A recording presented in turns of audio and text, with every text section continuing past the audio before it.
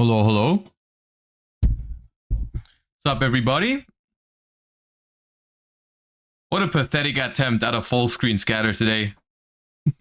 I feel like you're being chain blocked every day, though. I think there are some people who specifically attempt to chain block the scatters, which is a different definition of chain blocking than from what I usually use it for, but I think it's fitting.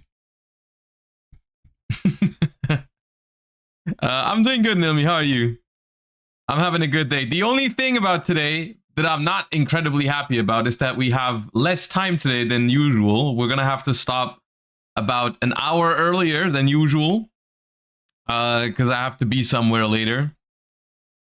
Actually, it's gonna be a rather stressful day because we're doing some work in the garden, and we have to go to the store and pick some stuff up for it and then do it and all that kind of stuff. It's yeah, but it's all right.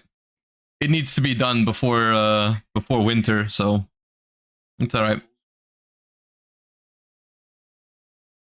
Patty, thank you for the 20 months. I haven't seen that one. It is part of the plan for today's stream to check in with the TCG a little bit. Check out some deck profiles from the spreadsheet. I'm not sure if that one is going to be one of them, but I've already taken a look at the spreadsheet and selected some deck profiles. Like, for example, I've seen Mermail won a regional in Canada, I think. Unchained won a regional in the US, and some other things I've already seen and selected for today. We're gonna take a look at some of those. Then we're gonna play some Master Duel, of course. And we're also going to do something that I'm not sure how exactly is going to go yet. I haven't really put too much thought into it yet, but we have to build a domain format deck today, later. Yeah, that is something. I'm not sure how familiar people are with the domain format, but it's basically, what's it called? It's basically Commander, but for Yu-Gi-Oh! The reason why we're doing it is because I'm visiting Card Market in 2 weeks. You know, the Card Market Yu-Gi-Oh! YouTube channel. And they wanted to do a YouTube video where we play our domain format decks. And I'm like, all right, I'm gonna build a domain format deck together with you guys. It doesn't have to be super competitive. The main purpose is for it to be fun. So basically what we're going to do later is we're going to look at the domain format rules and try to make the most Josh deck possible. But yeah. Who calls it domain format? That is, I'm pretty sure that's the official term for it. That is, there's even a website and all of that. There's like a community behind it. That is the term, I think. But yeah, we're gonna have to build a deck that you know is legal according to those rules, because you can't use every card in every deck in domain format. Apparently, I've never played it, but it sounds very fun. So we're gonna do that later. But yeah. So let's hop right in. We have a couple of things to do today, and we also have not as much time as usual, so we should start right away. I have a question. I have a Red Dragon Archfiend deck. Should I buy staples, part of the Centurion core, Bystials, Labyrinth core, or some other cheap decks? And any tips on playing on a budget? I actually have a video planned. I haven't recorded it yet. We're probably going to record it on stream, but I have a video planned for the best budget options for this format. I'll include some of the decks that you're mentioning might be included in that one as well. In your particular position, if you already have a deck core, like you're saying you have a Red Dragon Archfiend deck already, which is not a top tier deck, but it's like it's not terrible.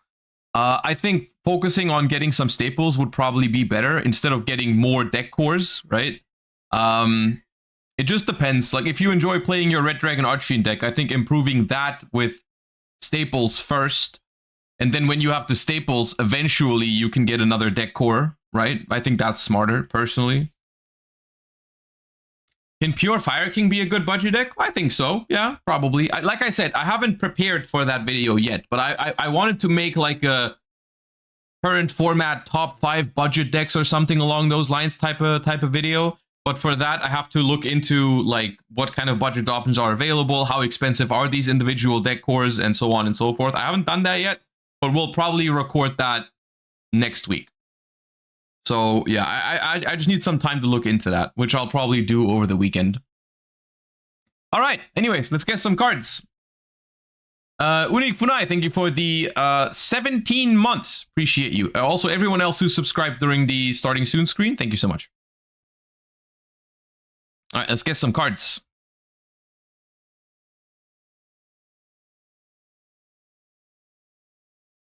That is Righteous Justice.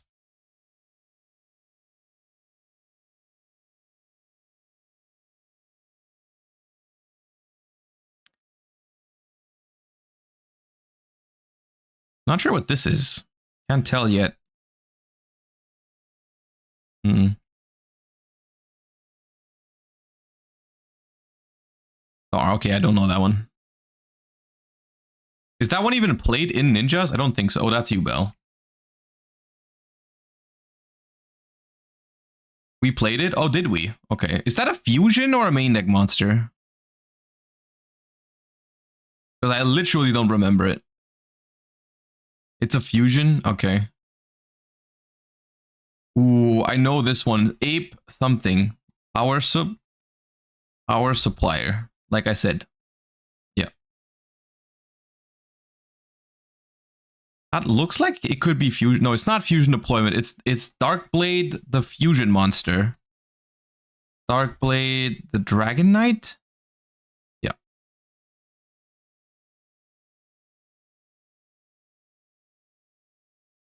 Oh, dude, that is that Crystal Advance? No, there's no Crystal Advance. It's Sapphire Pegasus, but on another card. Golden Rule? No. Sapphire Advanced?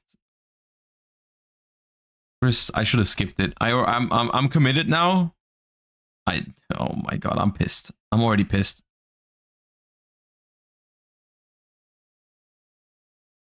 There's too many crystal. There are too many Crystal Beast cards. Conclave. Alright, sick. Lost a minute for that. This is a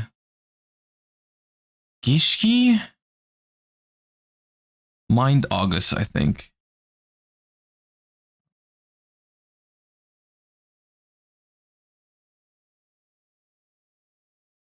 Okay, I think that's one of the Mayakashi. Oh, is it Mischief of the Yokai? Okay, never mind. Similar concept. Satellite cannon.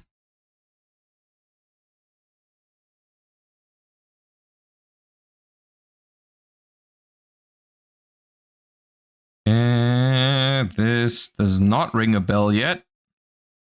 That Virtual World? Color scheme feels Virtual Worldy. But I can't tell which one. Miradora? Oh, is it that hand trap that's not really good? Okay.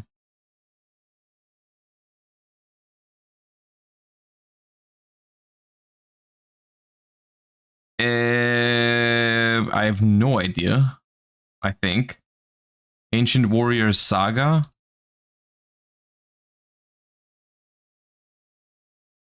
Oh, there's like 15 of these. Boat? None of these is called boat. Borrowing of arrows. Okay.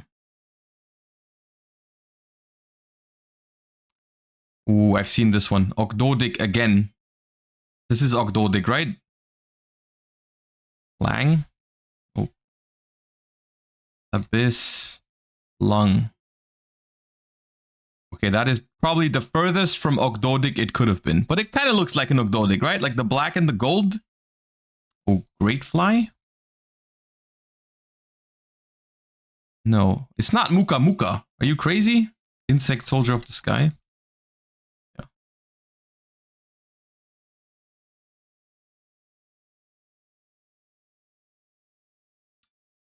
Yeah. Overdrive or Superdrive? Of course. Wait, Superdrive is not a thing? Superdrive? Supercharge, that one. The Roid trap that's like Pot of Avarice for Roids, I think.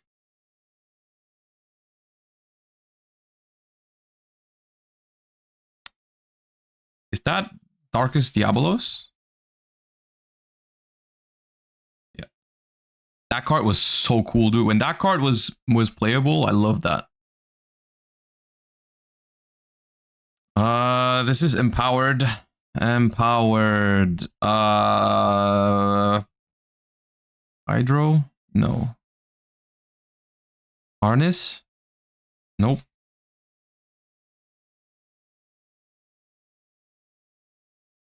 Ventra.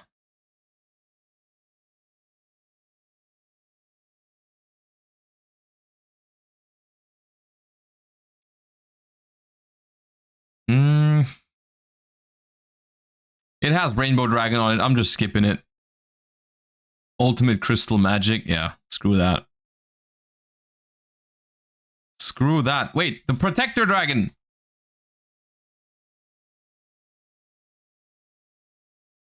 Nice, I learned that one. It's in my arsenal now. Oh, not a rank up. Is that Barian's Force? Please be Barian's Force. No, the 7th one. Also, ironically, I'm pretty sure this is not the 7th one. This is like the 1000th one. They should have called it that. Something kid. Widget kit? Is that a thing? That is a thing, but it's not the card. Oh, it's the mini psychic.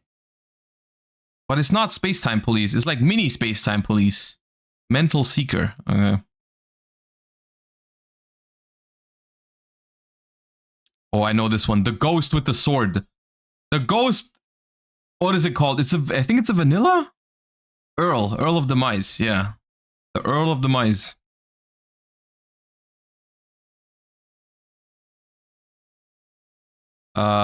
Tier elements, right? But which one? Havness? Kid Coloss? Kid Coloss. Okay, there's a drill. It's not TG Drillfish. I know this one though. It's something drill. Drill Barnacle? Yeah.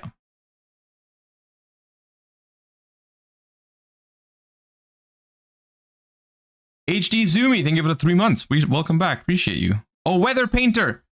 Rainy Canvas. Nice.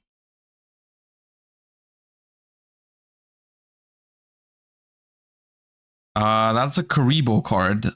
Oh, which one is that? I know this one. Is it Relink Karibo? Relink Karibo, yeah.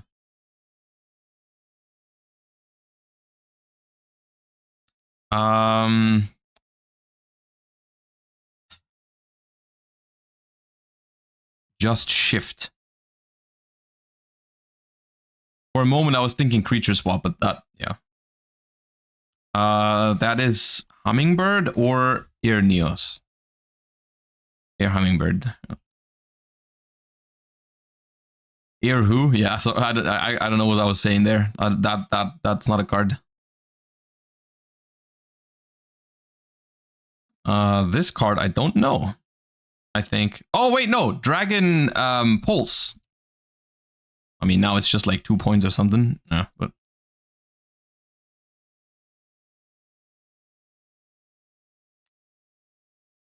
Come on, please. Yeah, nice.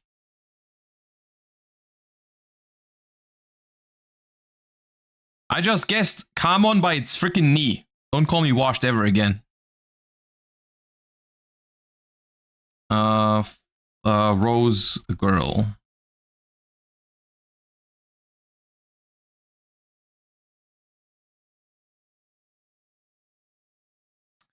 That's Despia. I'm not sure which one. That's Aluber.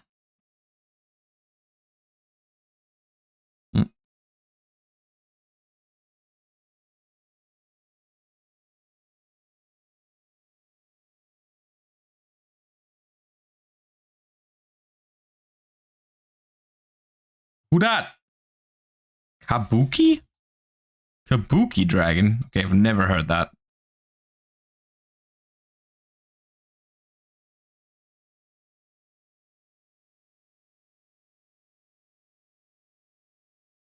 Stardust Charge Warrior. Bro, he looks so different when he's not gold rare. Almost not recognizable.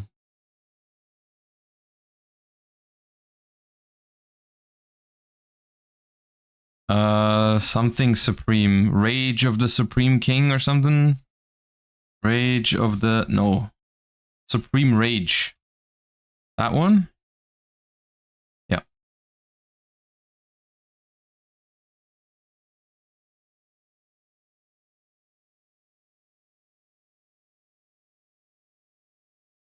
Is this an Octodic?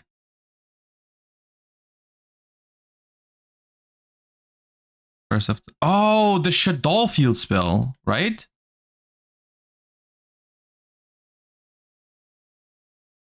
Yeah.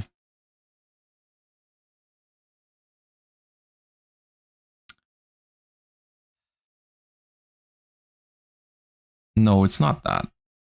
Rogue Doll? Yeah. There's a Shaddoll Field spell. Don't worry about it. Don't bother. What is this? What is this? This feels very old, but I haven't seen it before. Yaiba Robo. I think I've heard that name before, but I did not recognize that artwork.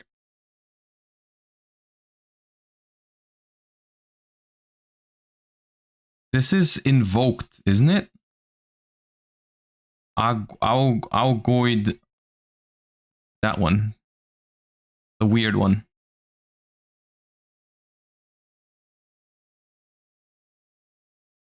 Ooh. Ugh, God. Another vanilla. It's the one, the not so famous one, like Guardian of the Fortress 2. Yeah.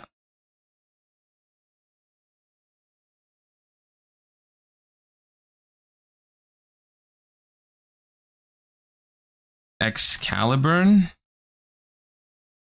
Yep.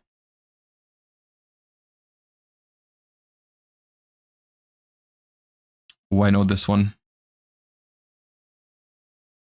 Oh, it's another vanilla, dude. Taku.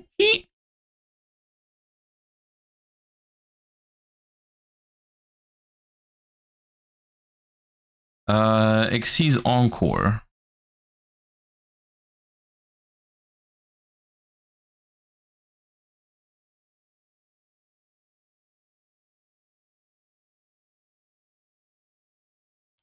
Don't recognize this one.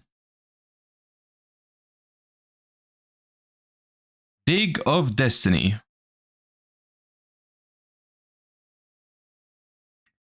Tricky Spell 4. Don't ask me where Tricky Spell 1, 2, and 3 are, but that one's Tricky Spell 4. That's Microcoder again.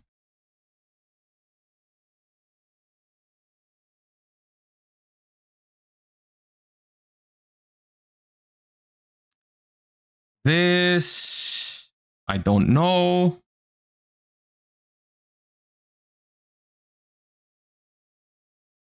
Dual Avatar Feet. Okay, noted.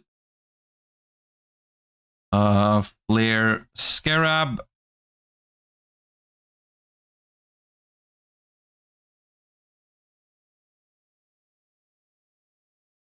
This gives me Gearfried vibes? No, I take it back. Repair Unit. Morphtronic Repair Unit. Yeah. Ooh, this feels familiar. Is that Lone Wolf? I think so. Is it Lone Wolf or Just Wolf? Just Wolf? I'll have fun finding that. Okay, there it is. Which one's Lone Wolf?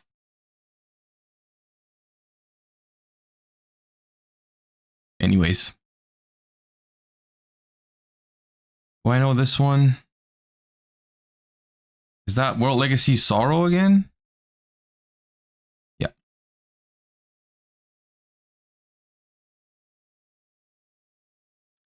Ah, Bite Shoes.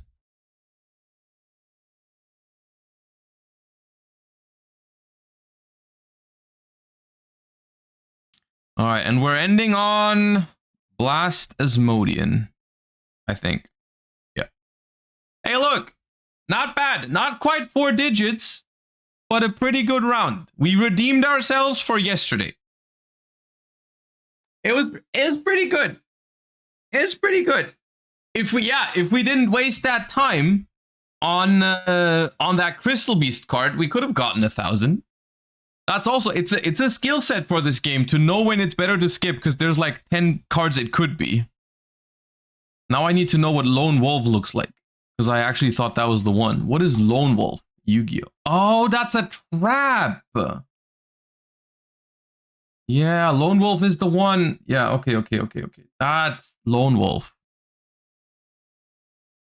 Well, I could not have picked a more pixelated image, but that's Lone Wolf. Okay. All right. Let us guess this card real quick. All right, we're looking for a low-level, just a low-level effect monster, not a dark, with low stats, relatively new. What about an Earth? Let me try an Earth monster. What's a low-level Earth monster from recent years?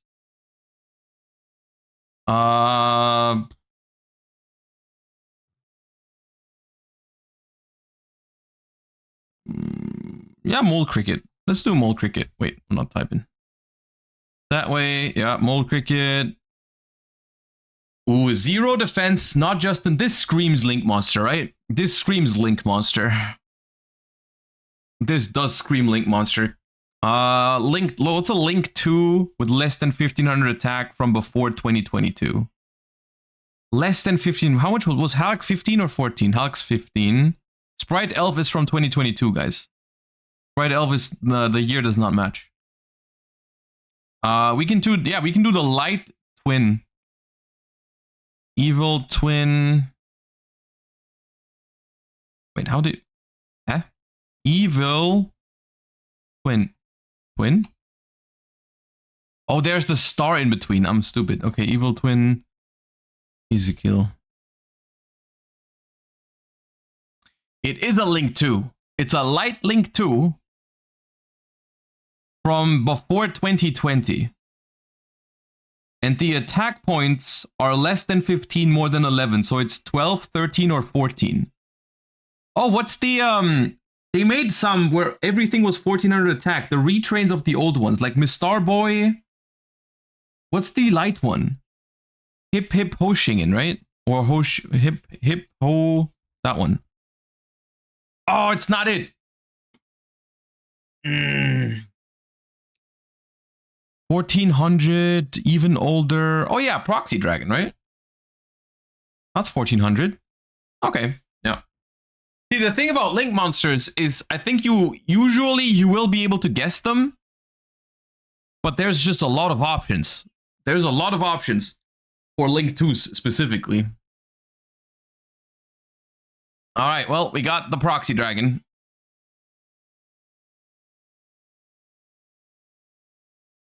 Frogosaurus, thank you for the 25 months. Also, Nat Toaster, thank you for the 16 as well. Appreciate you guys. Okay.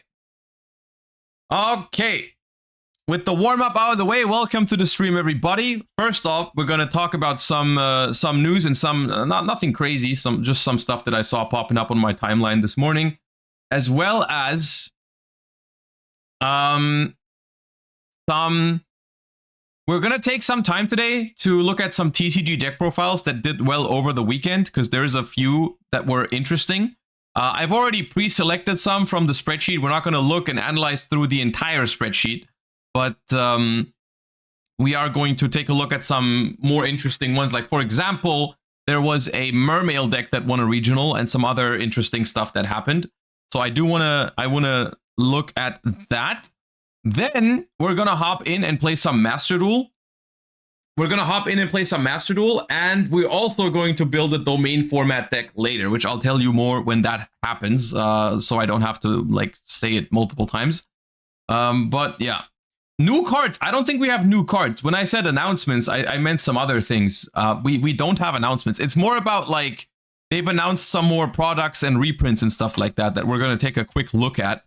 The first thing is that they've announced another wave, quote unquote, of of quarter centuries in the Bonanza, in the nostalgia pool, and they've announced Mobius, Caius, Ryza, Testalos, and Mausoleum of the Emperor, which, on the one hand, I'm a huge fan of the OG Monarchs. I love the OG Monarchs, of course. But I'm wondering, hey, where's my boy Zaborg? Are we really disrespecting the very first Monarch? The OG that started it all? We're gonna ignore him? There's no shot. Edison people can play them in proper rarity now. I mean, I would argue for all of these there is already a proper rarity, and that one's called Ultimate Rare. But I mean, more affordable cool rarity is the better way to put it. But they all have proper rarities from back in the day, but they are expensive. But yeah, no, where's Zaborg? Where's Grandmark? Where's Kuraz? Like, come on, we're not disrespecting those, are we? I mean, they are the most popular, though, in Time Wizard, so I kind of get it, but I look, if Mausoleum of the Emperor can make it in, all right? If Mausoleum of the Emperor can make it into the nostalgia pool, I would argue Zaborg can make it too. Come on. Come on. I'm down to disrespect Grandma. Look. Grandmark, hey, I'm not too mad about the Grandmark, but Zaborg, come on, Zaborg. I remember, like, I have fond memories of Zaborg back in the day, dude. He was cool. I remember pulling him out of one of my packs that I got for my birthday, and I really wanted to pull Zaborg, and I actually pulled it. That was clutch. Like that, like when I was like 8 years old or something, or 9 years old. Like I want Zaborg. Zaborg is definitely nostalgic for me.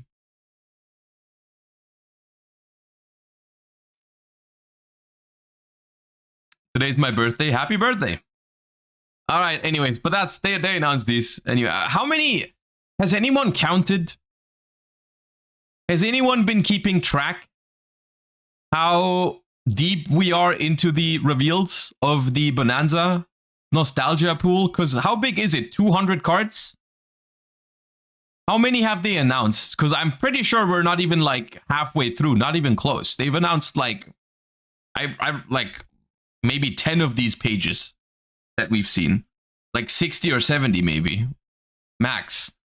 So we're missing a lot still, a lot of announcements, which is, I guess that's cool. That's more to look forward. That's more to look forward to. If some of the cards that you feel really nostalgic towards are missing at this point, then I guess there's still a decent chance that they will be featured, right? But yeah. The other thing also has something to do with nostalgia and retro, is that they've announced, I don't know when this lineup so far for the early days collection was published. I don't know exactly if this is like when they posted this, but I think it's relative. I haven't seen it yet. I got it. I saw it for the first time this morning. And as someone who grew up with a Game Boy back in the day, I definitely have some fond memories of some of these games. I don't exactly remember which of these I've played, but once these roll around, which is going to be in, what is that, 4 months? I'm thinking about running like a stream or two, like just some nostalgia old Yu-Gi-Oh games. I think that could be fun. Let me know if you guys would like to see that, but I honestly, I'm down for some of these. I know that I've played the Sacred cards, and I'm pretty sure I've played Reshev of Destruction back in the day. I'm pretty sure I've played those two. You know what's funny? I think I actually don't remember these by the gameplay that much. Do you want to know how I remember these games, or what I remember these games by?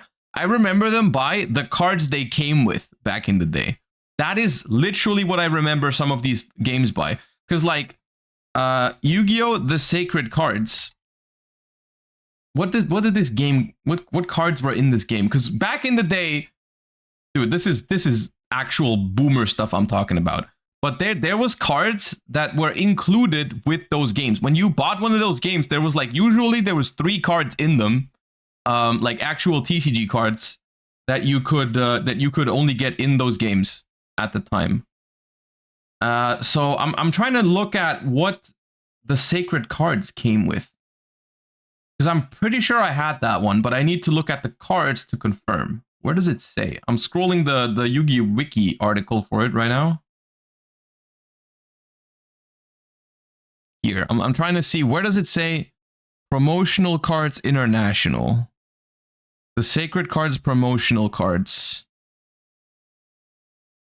Oh yeah, I had those. Oh yeah, I had those. The Riryoku, dude, that card was cracked. Yeah. Negate attack. Yeah, no, I played this game.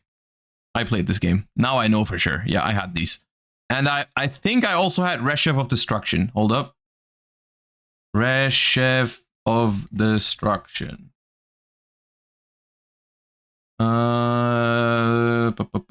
Promotional cards. Where is it? Promotional cards.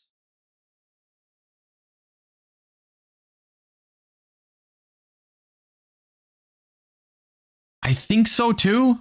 I think I remember. Yeah, I remember. Yeah, I think so. Knight's title. Yeah. But yeah, once these come out, I can imagine playing them on stream a little bit. I mean, not all of them, dude. We're not gonna spend like 8 months playing all of these, but like it's some cool stuff to have some nostalgia with. Some of these earlier ones, I genuinely have no idea. Like the original Duel Monsters game, I haven't played, so I guess that's kind of cool to have the opportunity to replay that one. But yeah, just figured I'd mention it and figured I would like hear what you guys think about potentially playing 1 or 2 of these on stream. I think it could be fun. Were you also there when the pharaoh was buried? Look, we're talking about Game Boy games from 20 years ago, all right? Chill. You didn't have to go that far. It's not that crazy to be 29 years old, all right? Okay, chat. Actually, okay. How many of you guys were not born yet when these games came out? Because I personally, I have a hard time wrapping my head around the concept of human beings being born in the year 2006 and they are already 18 years old right now. Anyone else have the same feeling? Because when I see someone and their birthday is 2006, I'm like, that doesn't add up. Like, how are you 18 years old? That's crazy. You know what I mean? Dude, there's people out there going to like, they're in like 6th grade or something, and their birthday is like 2014 or something, or 2013. Like, how does that work? Anyways, enough.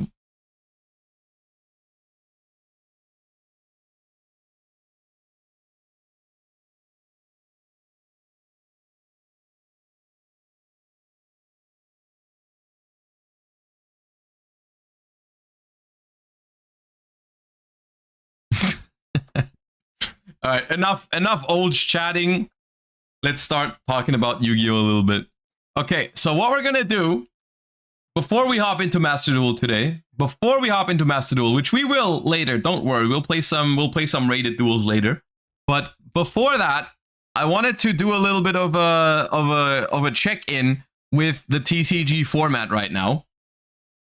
Just Some Nerd, thank you for the 9 months. And Fruitful Chip, thank you for the 6 months as well. Appreciate that a lot. Frogosaurus, welcome back. We're gonna take a quick look at the spreadsheet and some deck profiles that did well in over the last weekend. Once again, shout outs to Super Paludo for the spreadsheet, who's compiling all the data from all the regionals. Now, we're not gonna have the time to look at all those deck profiles today. So if you want to check some of these yourself, feel free to go !spreadsheet in the Twitch chat right now.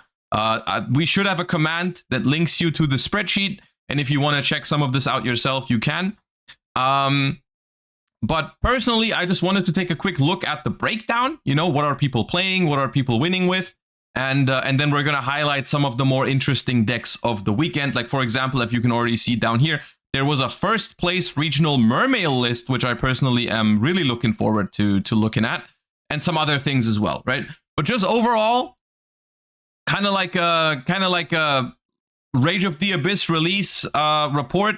What happened is we have this week's tops. We have Tenpai in first with 15%, which all things considered is honestly a pretty healthy look on the format in terms of deck diversity, and like there's nothing really dominant, right? Like 15%, no matter how you look at it, 15% just isn't super dominant. Like that is just reasonable, very reasonable for a for the most represented deck in top cuts, basically. It's followed by Fire King and Snake Eye, which I guess if you combine Fire King and Snake Eye, which they're not really the same deck, but in some ways they are, these would reach slightly over 20, which still wouldn't be too crazy. But yeah, Fire King and Snake Eye are second and third.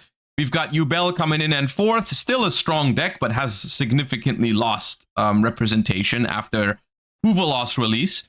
We've got My Love Centurion in fifth, which I'm very happy to see. And then some other things like Labyrinth, Memento, Rescue Ace, those kind of decks are all still doing okay. That's the overall overview of the situation. Obviously, some people... I know that the Yu-Gi-Oh community is very split on Tenpai, right? Like some people think it's fine, some people like really hate it, and some people play it.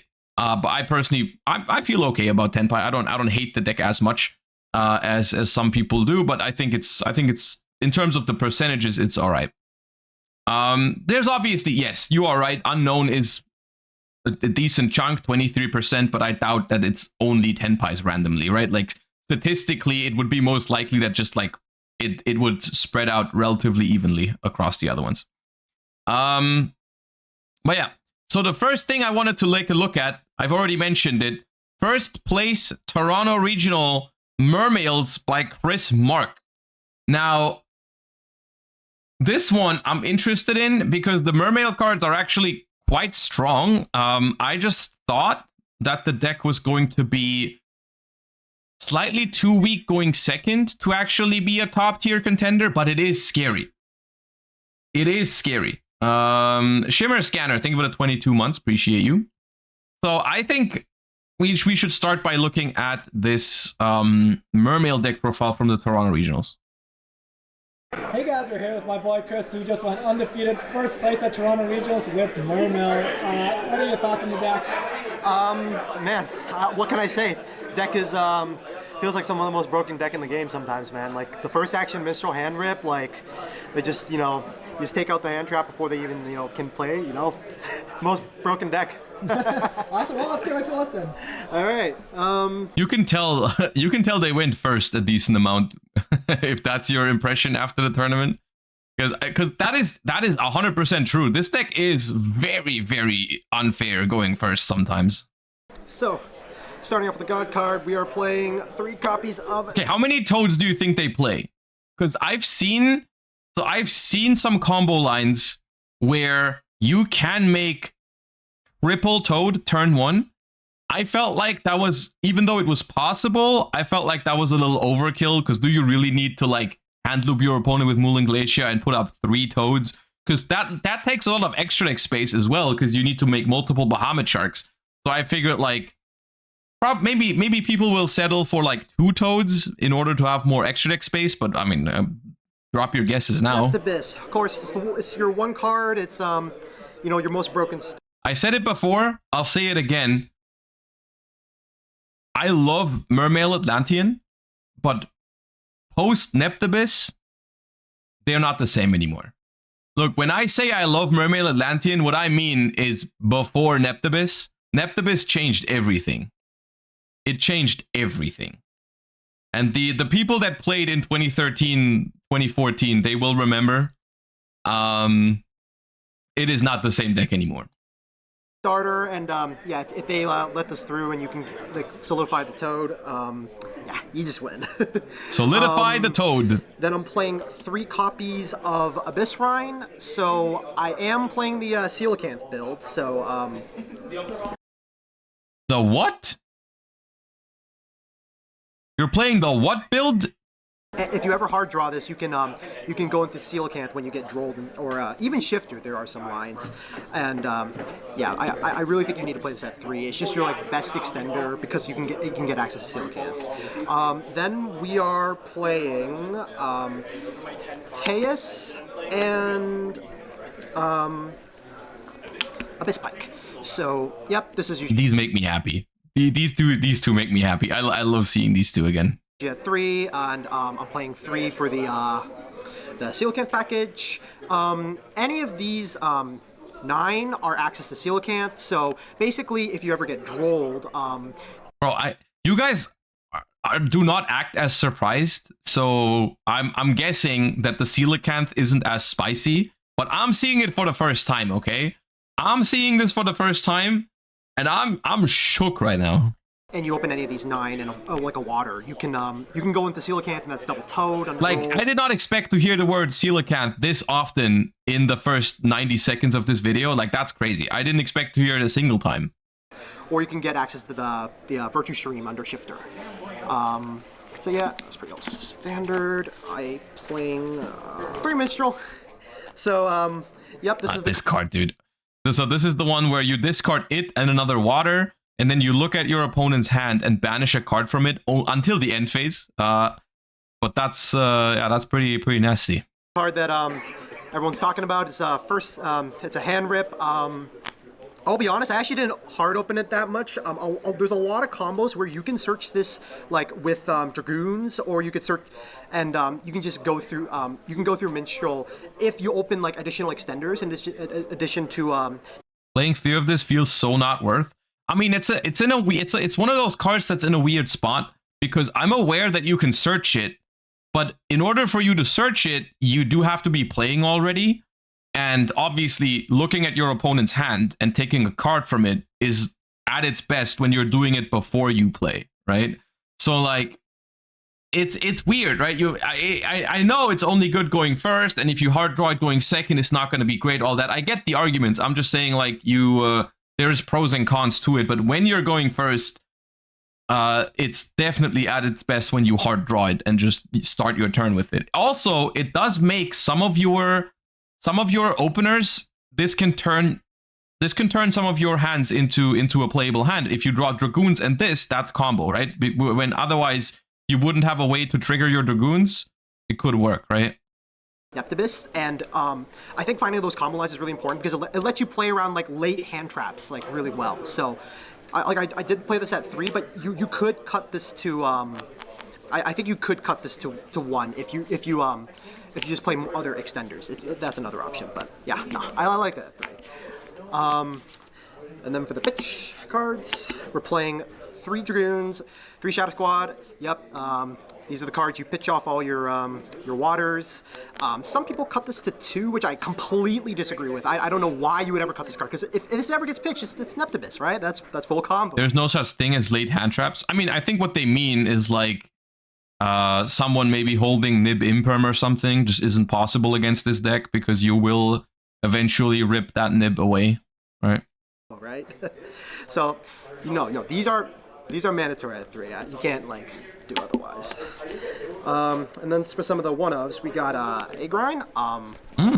I've seen a lot of people cut this card, and I think this is mandatory because it's a 1-card rank 10, which lets you go to Agrind, which I'll talk about later. And that card is, that card is really good with this format because it like hard counters Fire King, and it's like really good to even Tempai because they can't like go like Raigeki, and like because your board's just completely immune to destruction. So, and there are combo lines that use this specifically if you lack a body, you can use the token to make Coral Anemone, and this can make the Synchro 10. So you can end the Synchro 10 on your end board as well. Yep. Remind me, chat, remind me how they searched this one, because it's an Aqua, level 7, so Dragoons can't get it. What's the card? Abyss Rhine searches it. Okay.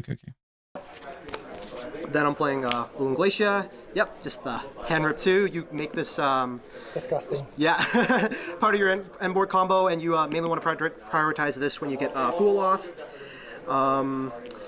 Yep, the 1 infantry. This is actually like like an MVP, man. Like I hard open this a lot, and going second, you want to hard open this because it clears cards. I used it to clear like SP. I used it to clear like Fenrir's and stuff. So yeah, this card is this card's like good even to draw. So like yeah, I think this is mandatory to play in the main. The Coelacanth. Yep, the big boy. This card is unbelievably broken. At the YCS, I wasn't playing. So discard this card, special summon as many level 4 or lower fish from your deck. What do you summon, like 3 Abyss Pikes or something? Playing this card, and it was 100% a mistake. This card gives you just so much extension, and like multiple times throughout the day, they would like stop all my stuff. I would summon Coelacanth, and then that would be the full end board. Like I would end on Double Toad, and then the Link 3, and then like sometimes even the Trap, depending on like the cards. So yeah, this card is like, you really can't cut this. It's just way too powerful of an extender, and it's what lets the deck go second, I guess. Because otherwise, like yeah, the deck kind of has problems going second, but with this card, I'm convinced like, you know, even going second, it's completely broken, man. And then the last card, the Armored Shark. This is the Sharks! The Sharks have won a regional, finally! Well, it's one shark in a deck that's not Sharks, but there's a shark! There's a shark. The shark community will count this. They will use this as proof that I was wrong when I said Sharks were not going to be meta. But there it is, a shark in a regional winning deck. Let's go! Send the water monster from your extra to the grave. Target a fish in your grave at the same level as the rank of that monster. Special summon it during your opponent's turn. If this card's in your grave, target a water you control. Equip this card to that monster as an equip spell. Gives it 500 attack. Okay. Trick of the deck. So you, I saw a lot of people also cutting this as well, and it essentially acts as your fourth level 4 in the combo, because what normally people are playing, I think it's called Abyss Gund over this card, and that's what gets you the Abyss Pike back to make the second Bahamut Shark or Abyss Dweller. What this card does is that it also can bring back a level 4, and you can summon this off of the Coelacanth.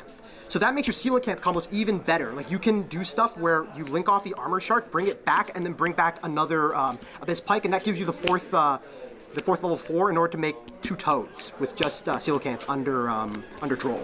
So yeah, I really do think this is a better card than Gund. It's still a brick, but it's a better brick. So that's why I play it over. We got the engine traps. So.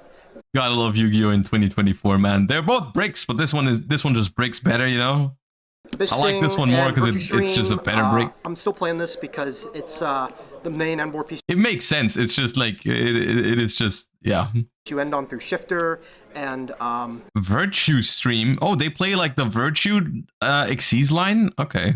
This is, yep, this is just another way to get to level 4, and it's also a decent extender as well, just something from Grave. Yeah.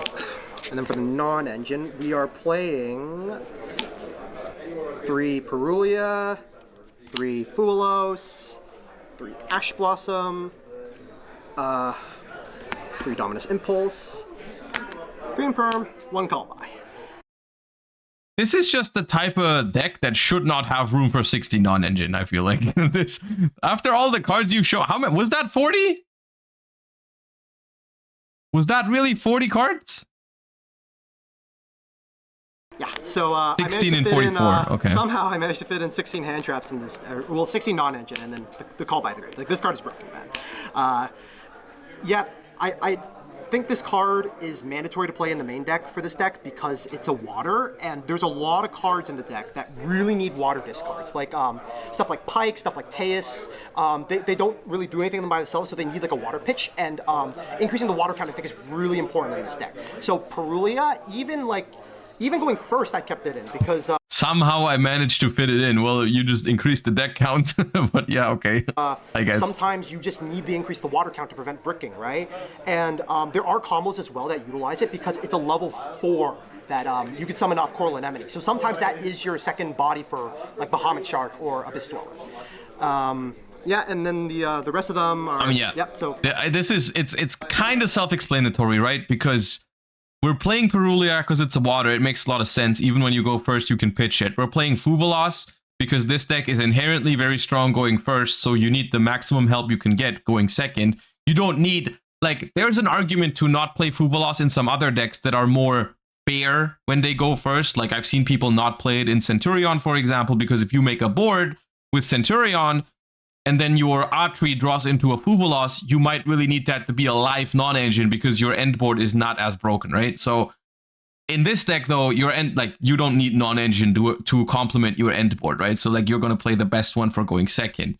Ash can stop opponents' mulch armies. It's kind of self-explanatory. And then you've got Impulse and Imperm together because this deck can play Impulse. Like I said, like, once again, I said it before, every deck that can play Impulse should play Impulse at the moment. Like, Impulse is such a good hand trap that if your deck can use it, you should. Yeah, so the non-engine slots for this deck, I feel like almost fill themselves. I mean, I guess you could try a board breaker approach or something over this, but I feel like this is the most promising approach to this deck. Yep, the rest of them are pretty standard. This card, MVP, honestly. I impulsed so many games, and yeah, it just, sometimes this card's just so low. So for the links, we are playing 2 Coral Anemone, the one Abyslacia, the one Neptibus, and Zealantis. So I decided to play the second Anemone as my 15th card, and honestly, I'm super glad I did because this card is really important for the grind game. Like, it's the only card you can't recycle with the equip spell, and you just need like a way to get to Neptibus in order to like continue your plays, and this does that. Also, funny thing, I used the arrow to point to Zealantis and actually get like a pop in order to like secure lethals like sometimes. So that actually did come up. Yeah, and then the rest is pretty standard. Zealantis is good for clearing boards because you get waterlocked off Coral Anemone, and then you bring back the you flicker everything with Zealantis, and then they lose their board. So this is really important for those pushes. Like I got. Bro said flicker. Bro's a Magic player. Debarriered once, and I just Zealantis flickered the board, and then punched them to death. So yeah, pretty good. We're playing the A grind for 1 synchro, and I do think you need to play this card because. My Fuvolos combo involves summoning this card and either Abyss Dweller or Abyss Gyos. So my combo, what it does is Abyss Gyos is here. It's beautiful. That you rip 2 cards from the hand with Moulin Glacier, and then you summon either one of the 2 XYZs and A grind. And depending on the deck, it's just complete FTK because if you play against Tempai and you summon these guys, they have no way to clear these guys because this guy protects you from being attacked by level 5 or higher monsters. What about Forbidden Droplet? And this protects your board from being destroyed. So basically, they have no way to clear these bodies because they can't swing over, right? Because what about Forbidden Droplet? They can't attack, and they can't like Raigeki. They can't use the synchros to pop. So it's just completely unoutable. So.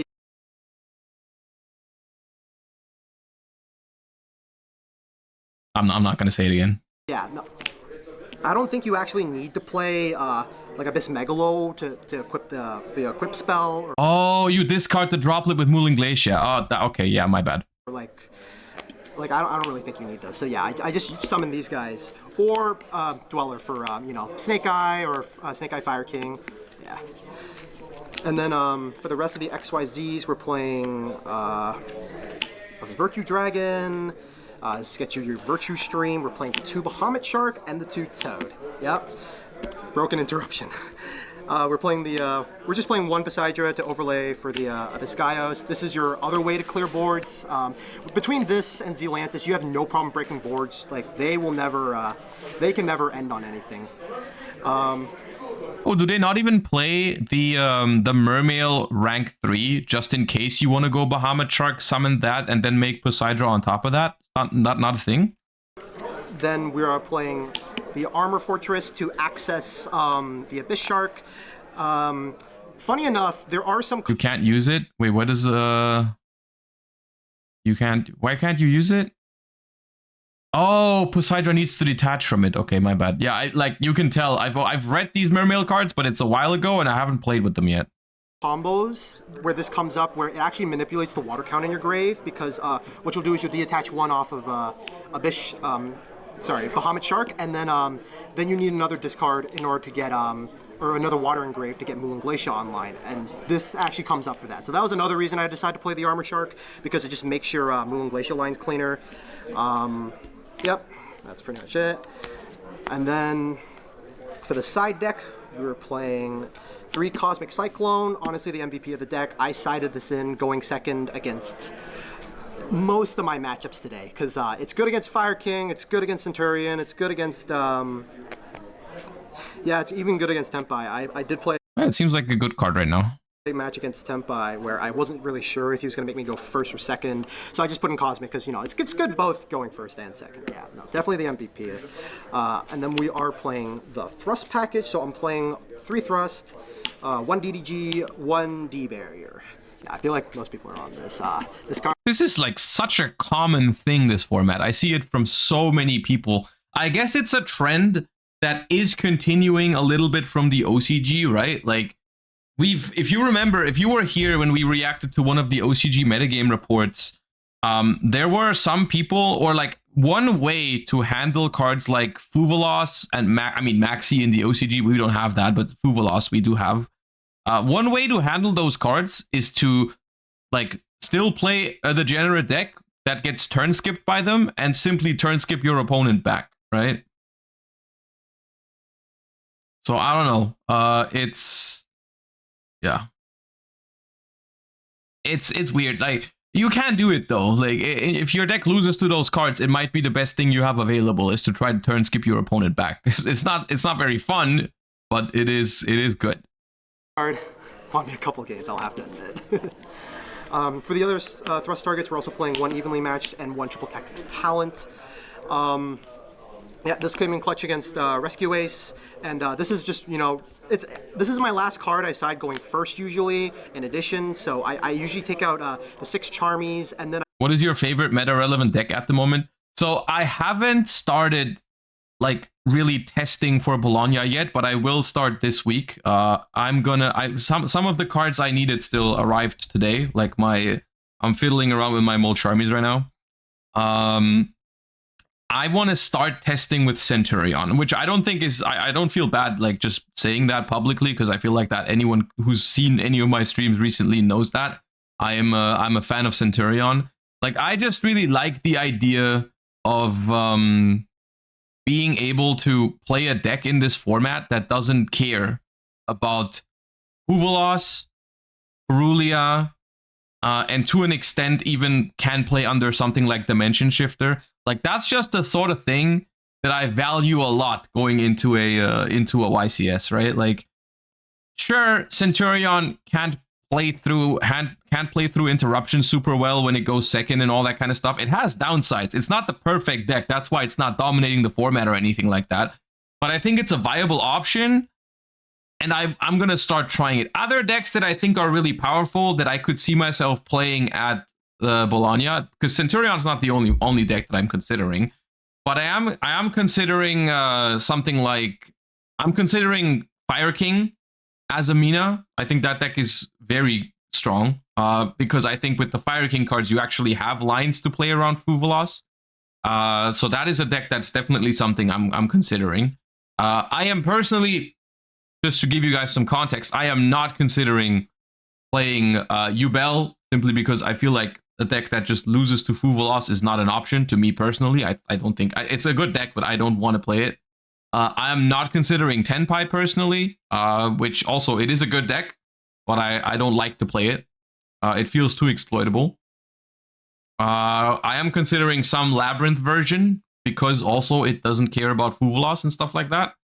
And that's about it currently. Those are the kind of decks I want to start testing with. It's like Fire King, Centurion, some Lab Brew. Those are the kind of things that I'm considering the most currently for Bologna. But like I said, this is before my initial testing. What we're actually gonna do, I think tomorrow, is I'm gonna make my Centurion build, the first build that I want to start testing with. I'm probably gonna build it tonight, and I'm gonna profile it tomorrow on stream. So I'm gonna think about it. I'm gonna build it. I'm gonna think about how I would start testing it, and then we're gonna profile it tomorrow. And I'm doing it this way. I'm building it off stream, so I can just be calm. I can think about my choices and all that kind of stuff, and then we can do the deck profile live. And I think that's going to be cool, because then you guys can ask me questions live, right? You can be like, hey, why are you not maining this card? Why are you citing this card and all that kind of stuff? and we can have some real-time conversation about why I arrived at those conclusions, which I think is easier for me than building it live on stream, where while I'm still thinking about things, people are already asking questions, and it's kind of like, you know what I mean? So I think that's going to be something that I want to try out, right? So like, I'll build the deck, I'll be ready for tomorrow, we'll be deck profiling it, and then we can have some conversation about it. I think that could be interesting. I put in the thrust package plus this and the equip spell, which is Mizuchi. I'm gonna be honest, this is the only card I would change in the list. I did not activate this card once. Like, I'm not gonna lie, at the end of the tournament, I stopped siding this in because I started realizing... Isn't Dimension Ground weird in this deck because it's already such a strong going first deck? Normally, I would agree with you. Normally, I would say, yes, you should not side deck more cards for going first if your deck is already super strong going first. But like we said a couple minutes ago, the current format, if you are playing a combo deck, you are not auto-winning in this current format, which is it's a good thing about this format, because they have added a very meaningful counterplay to some of these super heavy combo decks, right? Like we're talking Molcharmi Fuvolas, we're talking Molcharmi Purulia, which I think is also really strong against Mermails. We're talking Jolin Lockbird to an extent, depending on your deck. We're talking Dimension Shifter, those kind of cards, right? So if you decide to play an all-in going first deck, you need to worry about, well, sometimes my opponent is going to activate one of those cards and I can't pop off, right? I can't just full commit, because I will not win. So I have to have a plan to survive the next turn. But guess what? These decks typically don't have a very good plan for when they're stopped in the main deck, right? So they do need to dedicate some side deck slots to those cards so that when they go first and they get Fuvolost, they need to have a an answer to it, right? I don't know how it's meaningful when the answer is to floodgate them back. Well, you have to have it though, right? Like, you can't really argue that a card like Fuvolas existing lowers the win rate of these kind of decks, which is all that is meaningful. That is meaningful. Yes, they have counterplay. They don't always auto win you the game, but they are meaningful things because they force these decks to open more cards. If you normally, let's say you draw a normal Mermail hand, just statistically, right, and you draw your 1-card starter. If there's no answer for it, you always win the game with the 1-card combo. If there is answers to it though, then you need to open multiple card combos to actually win the game, right? Like, it's not as cookie cutter as open Neptibus win the game. If there is like answers to it. The thing is, if you don't use thrust for going second, don't you just put 6 real traps in the side? Because they're also good if your opponent does not have Fuvolas. Yes, if you don't side it for going second, you would do that. But they are siding it for going second, right? You saw they had one evenly, one talents. They did side it. The beauty of thrust is that you can do that, right? You're not dedicating 6 slots just for going first. You're dedicating thrust, talents, and evenly for going second, and then for going first, all you have to do is put in like 1 or 2 targets for thrust, and it works, right? Thrust is a very efficient side deck card for that reason. But yeah, if your deck did not want to side deck thrust for going second, then you could just play trap cards or something. This never really comes up. Like, no one's... Isn't this deck inherently decent against Molcharmis because you hand rip their draws? No. Well, like, I'm pretty sure Mermails... unironically, I think Mermails might suffer more from Purulia than they suffer from Fuvolas. But in order to really say that with confidence, I would have to try and look at some lines. But in my imagination, it's like, okay, you can probably find a line that makes the Mooling Glacier happen. It makes the Mooling Glacier happen without summoning too much from the extra deck. But the Purulia makes the Mooling Glacier kind of meh already. Like, you summon from hand a couple times and then you Moulin, and then Moulin effectively only rips 1 card as well. But it's all about, like, it's not about completely killing a deck as well, right? Like, if you force your opponent to go for a weaker combo line, and you maybe have 1 or 2 extra cards, that is already completely worth it, right? Like even if Mermail has a Fuvalos line that ends on like what they showed earlier, it was like, what is it, Abyss Gaios plus the Ice Jade level 10 synchro, and your opponent gets one extra card. Like if you can force your opponent to make that play to end on a much weaker board and you get 2 draws from the Fuvalos, that is 100% worth it, right? I don't think these decks have weaker combo lines. I think they do. I think you got to just work with those decks. Like if you play one of these decks, I think knowing what to do under Purulia and Fuvalos is very, very essential, because I think most combo decks in this format, they have some sort of line under it, especially Mermail and Fire King. Yubel's kind of screwed. Yubel is kind of screwed under Fuvalos, I think. I've won games off of just Gaios in 2024. I mean, yeah, it can happen. Playing board breakers this format, it just doesn't really come up. And honestly, like I originally had this in for the Duel combo, but like Coelacanth just pushes through so much anyway that you really don't need this. So yeah, I would cut this in the future. You really don't need it. The last card here is Magical Spring. This was for Centurion. Unfortunately, I did not play any, but the theory is that this card is good against Centurion. It is good. They'll usually have 2 Centurion monsters in the back row and the field spell, and sometimes like, deck lockdown, right? And it's just draw face, draw 3, discard 1, basically against Centurion. It's very powerful. The only question is, like, do you side deck a card that is it's not specifically for Centurion? Like you could side deck it for Fire King as well, because Fire King can usually end on Sanctuary, Island, and if they do that, then it's draw 2, discard 1, which is like a mini Graceful Charity. It's okay.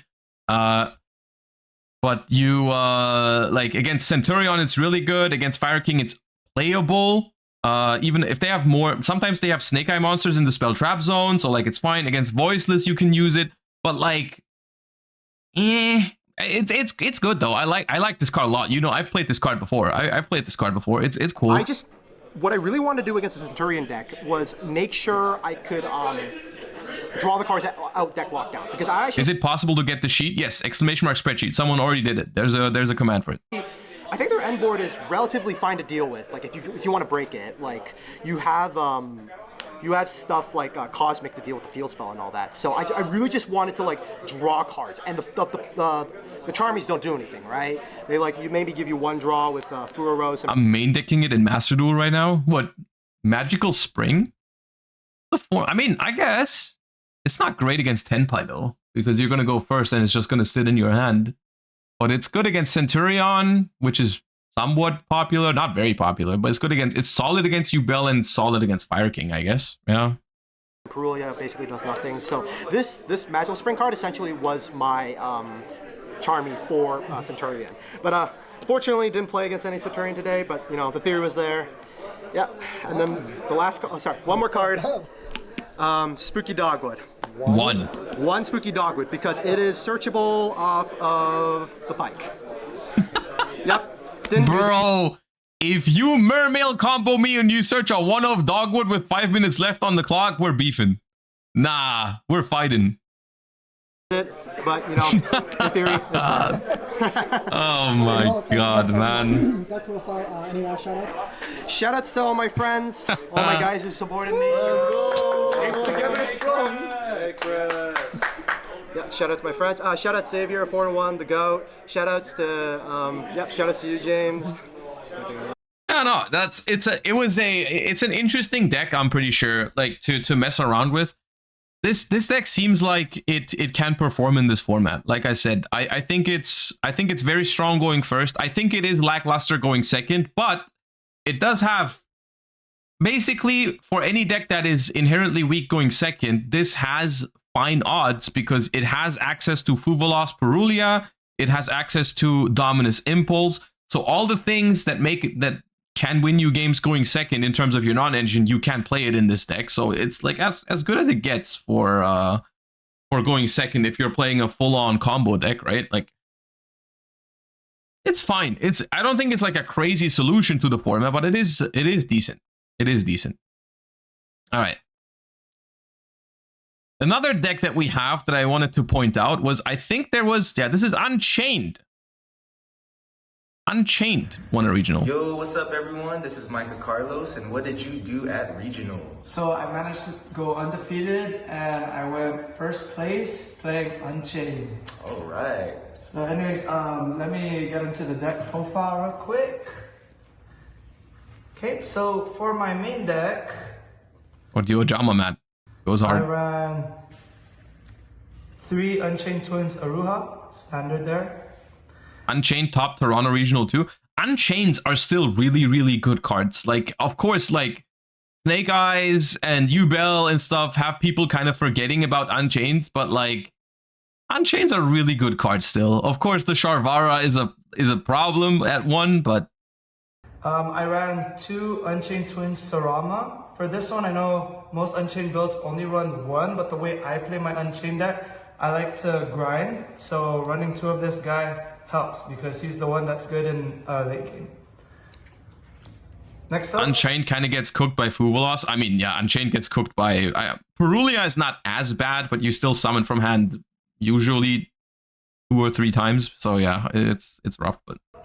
I ran 1 Unchained Twins Rikia. I ran 1 Red Dog, Unchained Soul of Sharvara. Clifford. I ran 1 Unchained Soul of Shiyama. I ran 1 Unchained Soul of Disaster. Most people don't really run him, but I like to run him with the way I play the deck. Even if I did not put this card in my Unchained deck, it would still spawn in my opening hand, so might as well play it. 1 Unchained Soul, the abominable one. This guy came up a lot during regionals with his non-targeting pop. So with the right timing, that guy can be devastating.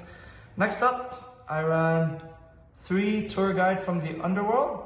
And of course, the Fiendish Rhino Warrior that comes with that package. Bro, so far, this is just a Unchained deck from like 1 year ago. And then for the other engine that I run is the Fiendsmith. Okay, now we're getting modern. 2 Fiendsmith Engraver and Fabled Blurry.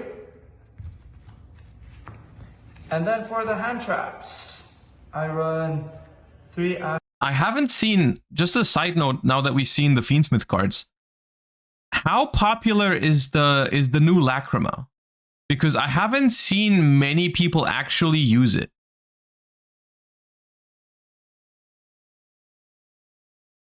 Very popular? Okay.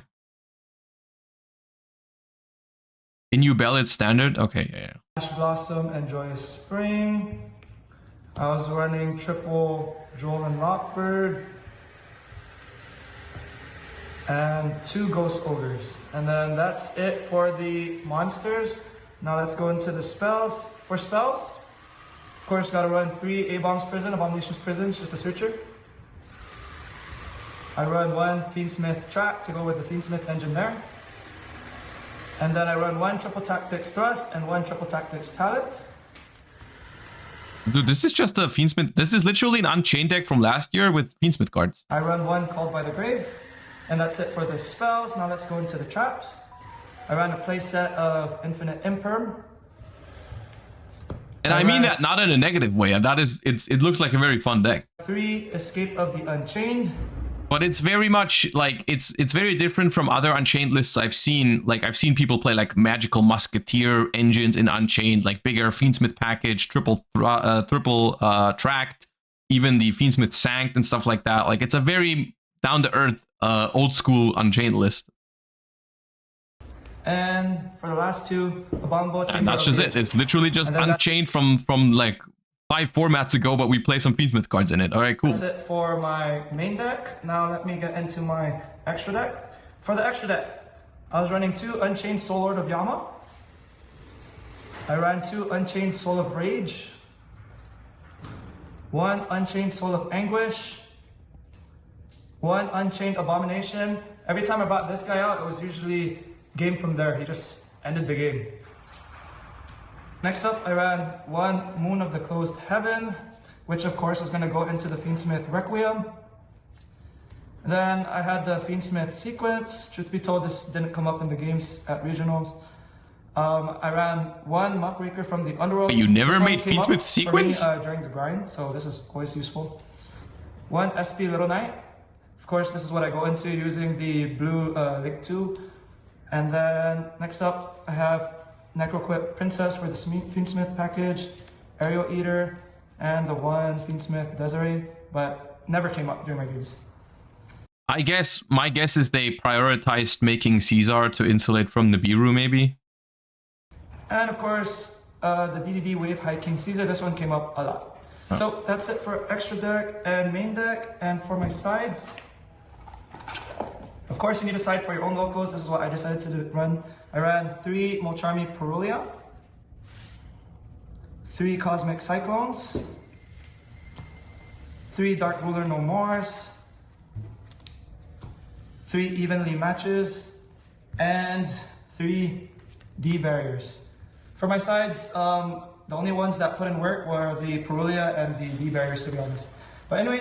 Are people still running Nibiru though? I think so, yeah. From what I'm seeing, Nibiru, as opposed to Master Duel, where it's like not really popular because of Tenpai, in the TCG, Nibiru is actually quite good if you play a bunch of hand traps, because Snake Eye, Fire King variations are relatively popular. And against those, if you compare Nibiru with a hand trap, it could be quite potent. Of course, yeah, Impulse is one reason why some decks don't play it, right? But you want to be safe with Unchained, I think. Like if you have a lot of engine in hand, I could definitely see a line where you go Caesar first and then keep playing. Maybe that's why they didn't make the sequences often. But yeah. I mean, yeah, there's not too much to say about this deck. I guess it's a relatively old school approach to Unchained. But I do find it cool to see that this was still able to perform. It's maybe not even the way I would personally play Unchained. Like I'm thinking like the more high ceiling Musketeer engine sort of lists. They seem more potent, but it's cool to see that this can still perform at least, right? Like one Charvara and only very small Fiendsmith package still able to do well is okay. Kind of based. All right. And then what else did we have? We have I want to get a look at Lucas Sacco's Azamina Fire King deck profile. Now, obviously, this is a more standard list in the current format, which is it's only a 3-minute profile though.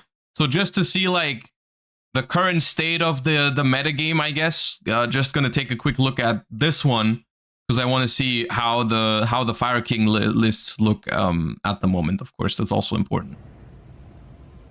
Hey you guys, Lucas Sacco here. Today we got top 8 at the Anaheim Regional, and so I went ahead and flew out here with Aditya. Big shout out to him, big shout out to the new sponsor, the Gaming Metro, as well as shout out to everyone from Tulsa, Oklahoma, including Alex Cancel, and to all of the California guys, so on, Quad. Just get straight into the deck profile. Starting off, the standard Snake Eyes cards. I'm so happy that Multiple Oaks has not caught on. No reason to play more Oak. You just you don't really want to draw the card. You don't need it in your grind game. But then played 2 Witch. 2 Witch is something that is debatable. I wanted to play less repetitive extenders in my deck, so Witch got cut down. But I did want to play enough Witch to where I could mill it off the Zombie Vampire somewhat consistently. So 2 is the correct number that I found. 3 wanted to search the card. And then 1 for 1. This is the same thing as Witch. It takes the same amount of cards to play, but it does allow you to have 2 separate extenders if you do draw both of them. And then of course we have the 1 original. I played 1 Deception and 1 Hollow Zamino. Deception's not a very good card when you're going second, and so we decided to cut that down and play other cards instead. They're gonna be more effective at breaking boards. For the Fire King cards. 3 Olcanix, 3 Kieran, 1 Ponix, 1 Arvada, 1 Garunix, 1 Bad Garunix, and then of course the Island and the Sanctuary. I felt the bigger package for this was absolutely amazing. It gives you a really good... By the way, I saw that some of the Germans who topped regionals with this deck last week or something, I saw they were playing Olcanix without a target for it, which is something I think is worth pointing out that's a possibility. I feel like people have been doing it 2 ways which is either you play Volcanics with the Garunix, or you play no Volcanics, no Garunix, which is two things that are both possible. But I think the possibility of playing Volcanics without the Garunix, I think, is also interesting, right? Like, sometimes, of course, you really want the target, but then whenever you draw the target, now you're like, why is this in my deck? I think it could be argued for both ways. I think it's an interesting approach to play just the Volcanics without the target. Drawing game, it gives you very good odds to... And when I say interesting, I don't say it's necessarily better, I'm just saying it's something you can consider. Zombie Vampire, as well as you want to draw Volcanics going second. It's by far your best known summon going second to boards, and overall it's like one of the best cards in your deck, so you want to max out on them if possible.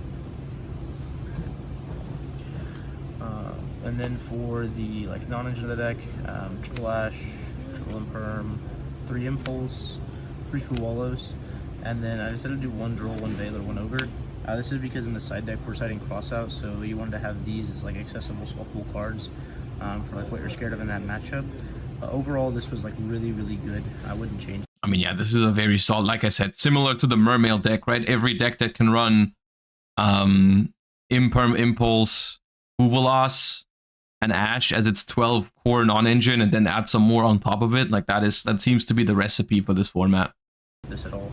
It just seems to be the recipe for this format. That's the one thing. That is my one beef that I have with Centurion right now. I love that deck, but I wish it could play Impulse, dude. I want to play Impulse so bad. That card is so good, and Centurion just can't. It's so annoying. Onto the side deck.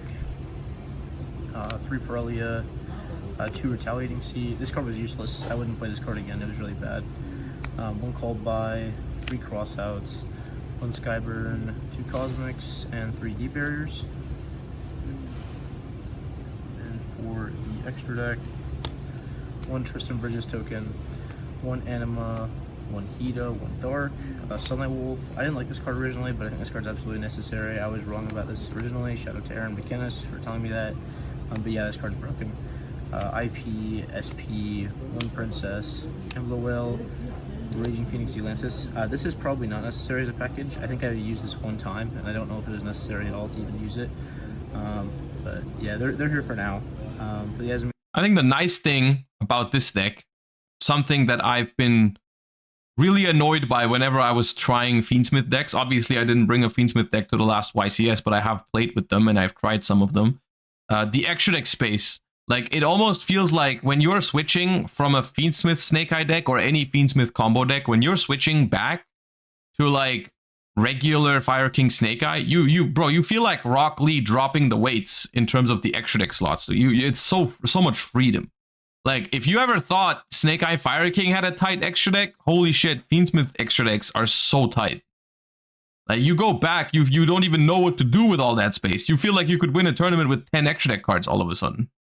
Arena cards, you play 1 and 1, and then for the Xyz monsters, 1 Fucho. Like, bro is main decking Fucho out here, and it's just like no problem. Fire and 1 Garunix. I only summoned this card 1 time today, but when I did summon it, it won me the game, so I'd continue to play them like this.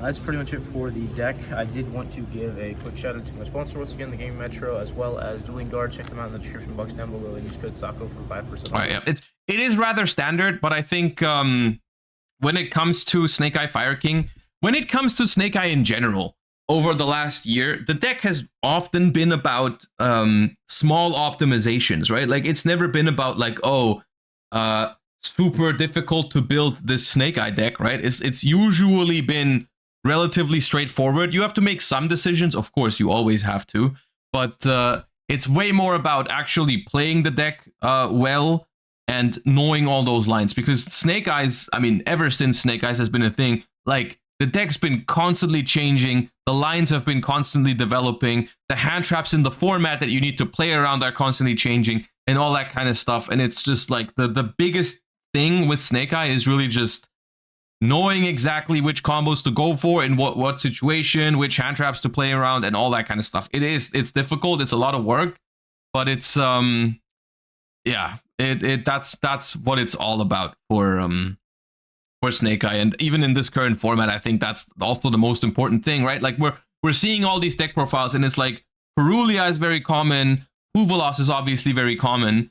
So like knowing your lines into those kind of cards, you know, knowing which hand can do how much under which hand trap, how many draws you want to give them, that kind of thing, I think is very important. And it's an important skill to have for this format. It's important to sit down before tournaments and know how to play out your hands under those kind of under those kind of cards. It's big. It's a big deal. Important skill for this format. All right. The last thing I wanted to see, because I've been playing this deck a decent bit. I'm not expecting anything super spicy here, but I was wondering how Ritual Beast won the Anaheim Regional, which I think is the one that Lucas Sacco got top 8 at, and I think the California Regionals are usually quite big. So Ritual Beast won that tournament, and I'm wondering how, because that deck suffers from Perulia, that deck suffers from Fuvalos a lot.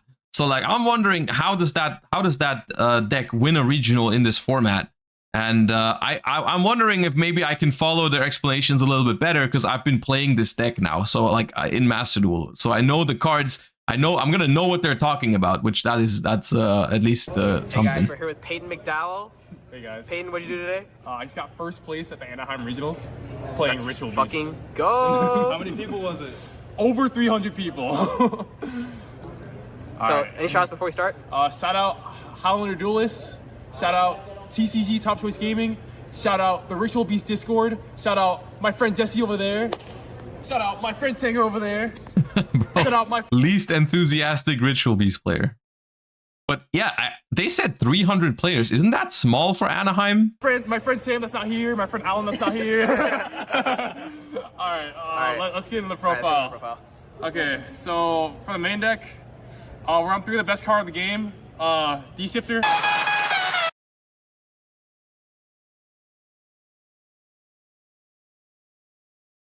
Bro, why was it so loud, man? Why was it so... I appreciate the bit. Hey, that's funny. But why was it so loud? Holy!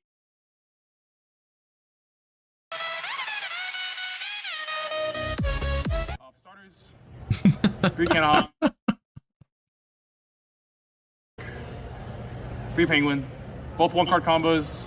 This is way better. And then we're on our 1-of Beasts, 1 Petalfin, 1 Petalfin. For our Tamers, 3 Elder. I've had this card impermed 4 times today. Oh, yeah, come on, guys. Be better than that. Don't imperm it 4 times. Come on, man. I thought we went over this. I thought we talked about this. Bro, I haven't even gotten my Elder impermed once in Master Duel. I thought people knew by now. So that's why you won. Don't imperm this card. Unless you're fighting me, then you imperm the card. And they're on our best extender, 3 Lara. And then our 1-ofs, 1 Wen, 1 Winda. I saw her every game. People kept popping this card for some reason. And 1 Lara. And then for the honorary Ritual Beast monsters, we have Nemesis Flag. All right, yep.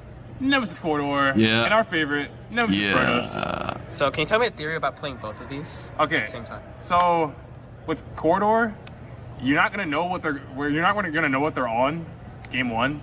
So this is safer. This is safer to go into. And then games 2 and 3, obviously Protoss is way better. And then under Shifter, sometimes it's hard to get into Protoss. And then if you want to call Fire, you have to draw like the combo plus an extender. So I guess I playing Corridor. Also, I've had a lot of games where I keep opening both of these under Shifter, and I just loop these cards over and over again until my opponent gives up.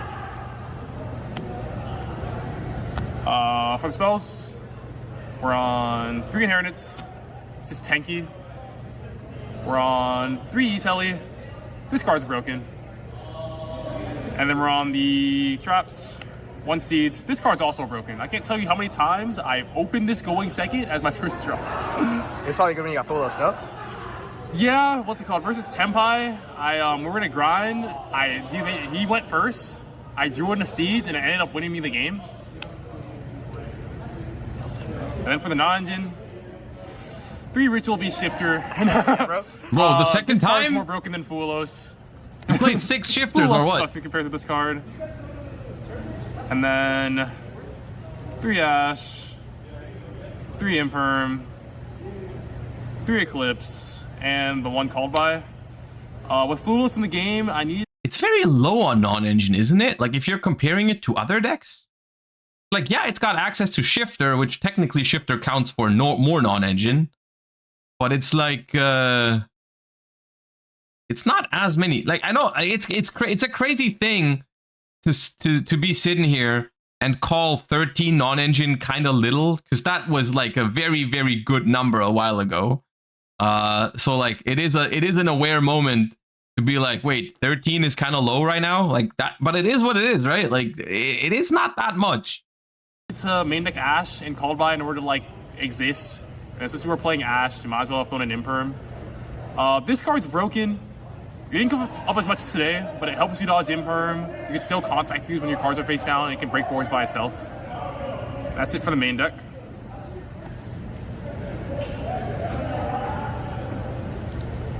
For the extra deck, we're on 2 Ulti Canahawk. This card's broken. It does everything. You resolve this card like 4 times in a turn. This card's insane. 2 Nochi. This card's also crazy. I can't tell you how many times people have tried to imperm my other cards while this card's on board. You can only target this card on board, once on board. Well, you know, the thing is, that is more powerful in Master Duel than it is in the TCG, because if I remember correctly, in the policies for the TCG, if you try to imperm, let's say you try to imperm, I don't know, Canahawk, and they have a Nokia Drago on the board, that is an illegal activation, and you're not forced to target the other one. You actually, like, you get a warning and you get the imperm back to your hand because you were trying to activate it on that card. That wasn't legal, so it wasn't a legal activation. In Master Duel, you throw the imperm on the table, it's there, and now please select your target, sir, and you have to click the freaking Nochi Drago. And we're on the 1 of a Ulti Pelio for our Summer and Pengu lines, and then 1 Ulti Guy Pelio. This card is broken. This card is insane. So I guess that is your public service announcement. If your opponent activates imperm on an illegal target, you can't like force them to imperm something else. Like they will get it back to hand. Don't be the guy who said like, well, you activated imperm, now you have to target that Nokia Drago or something. Like don't be that guy. The rules are not even, they're not even gonna rule for you. Like it's your opponent tried to imperm an illegal target, the imperm is an illegal activation, it goes back to hand. It just says not once per turn Omnia Gate. I made this, every game I made this, I won the game. And then we're on 2 of the Link 4. The second one comes up for Rampengu combos. And then, what's it called? This card is a very funny effect where your opponent can't tribute cards to activate effects. So turns off Requiem, turns off Lotus, turns off the Azamina Omni Negate, turns off Phantom of Yubel. This card's insane. Turns off Genroku. This card's crazy. And then we're on 1 of the Link 2 just for the combo. And then we're on Ritual Beast Tamer Flame Banshee. She's the one that searches flag and gets his... Shark TCG, thank you for the 8 months. Yes, I do have. I have them already. I have the crossover breakers cards from the OCG already. I have Ryziel and I have Malice. I'm just waiting for an opportunity to have the time to prepare it, but we will look at those soon. The Protoss line, 2 level 4s, insane. And then finally, Ritual Beast Ulti Colossus. This card is Joel on legs. This card's insane. This card should not have come back on the ban list. And that's all for the... You know, funnily enough, there's no spice here. No, I don't mean that in a negative way. I feel like this is a very standardized list by now, and there's a good reason to play all those cards. But like I said earlier, I was kind of trying to identify the reason why they won in this format, where this deck's weak to Fuvolos, weak to Perulia, all that kind of stuff, doesn't have as much room for non-engine. I'm trying to peep what made the difference. We're on SP. This card's broken. Maybe it's the 6 dimension shifters. We have to actually make this. Or imperm on Elder. And then we're on 1 Anima. This card's also insane. It helps me get into this. And then we're on 1 Crossy. This card is mega insane. Ooh, Crossy. The theory behind this card is that it helps you beat Nib through Shifter. And then there are a lot of funny interactions where my flag will be engraved, and I haven't searched Protoss yet, so I summon a fusion to a zone it points to, and then I bring back my flag, and then I search Protoss. This card's insane.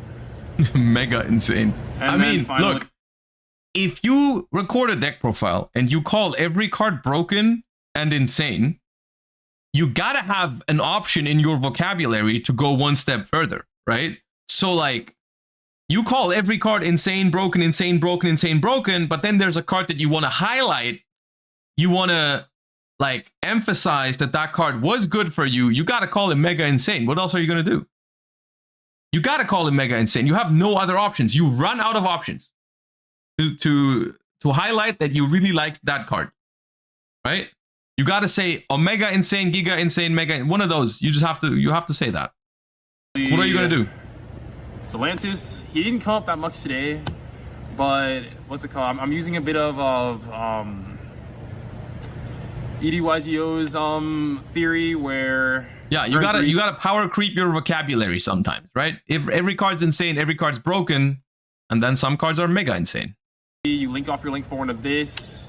You know, if someone Lara, you bring back your link 4, now they're co-linked, easy OTK. It never came up for me, but it's nice when it comes up. Can you tell me about Protoss Call Water? Okay, it's possible. It will take everything on my board to do. However, it is very possible. Oh my god. And then for the side deck, we're on 3D Fissure.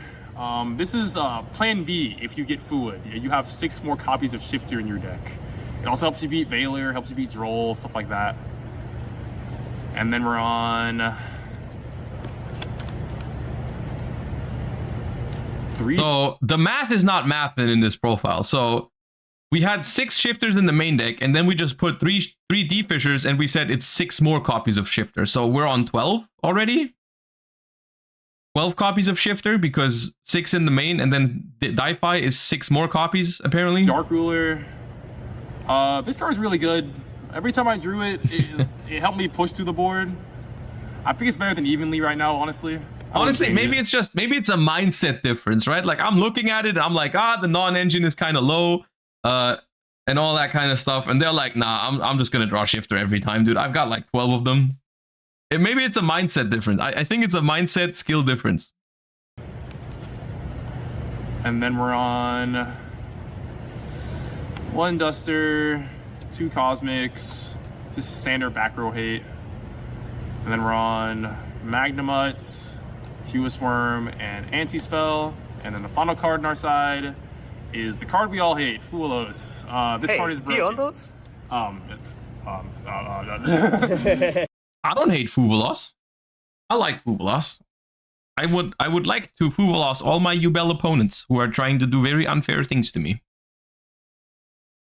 All right.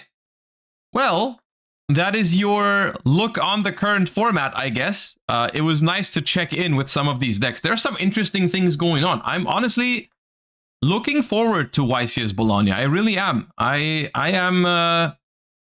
think we are not there yet at a healthy and balanced format. From like, we haven't gone from Snake Eye and Yubel to like perfection yet. You know, it's not perfect. It's also not cheap by any means. That is also a critique point. But I think gameplay wise, it's definitely an improvement over the previous one. And I'm always happy when things improve.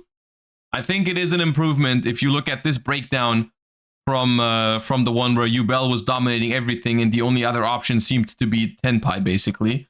So I think it's improving on some ends. Obviously the price point did not really improve with Rage of the Abyss, which is sad. But gameplay wise, I think we're heading in the right direction. And that is good to see. It's good to see that people are performing with all kinds of different decks right now. I'm looking forward to trying a bunch of those decks for YCS Bologna. And that is that. That's cool. All right. So now what we're going to do is we're going to play some Master Duel. Just I want to get a little bit of everything in today's stream. We're going to play a little bit of Master Duel for the Master Duel community. And we are also going to build a domain format deck later. Which I'll tell you guys more about once we get to that. Why we're doing that and how that works. I personally also don't know how that works yet, but I need it. So yeah, that's going to be the rest of the stream. And keep in mind, we're ending a little bit earlier today, because I have something to do later. So we're gonna end in like 2.5-ish hours, like an hour earlier. Domain is Monarchs? No, Domain is basically Commander for Yu-Gi-Oh, right? Like a Highlander deck with a deck master, essentially. The reason I'm building it is because I'm visiting the people of Card Market in 2 weeks over the weekend to film a video for some videos for the Card Market YouTube channel. And one of those videos is going to be I think 3-player domain format duel, which sounds very fun, but I don't have a deck for it yet, so we need to build it. So we're going to do that later. I built Tearlament's Labyrinth Paleo for Domain.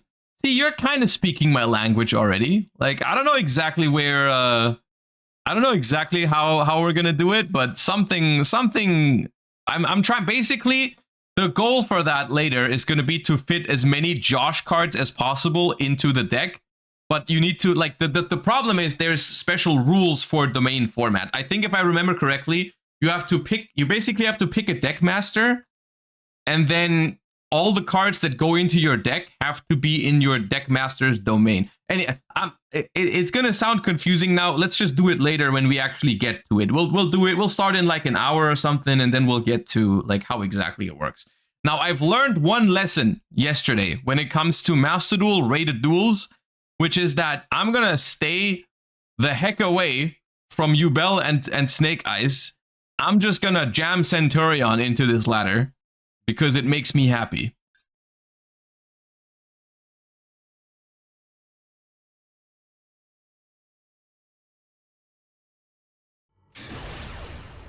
My opponent is called Tenpai. And I won the coin flip. What do, chat? Do we believe them or not? I don't believe them.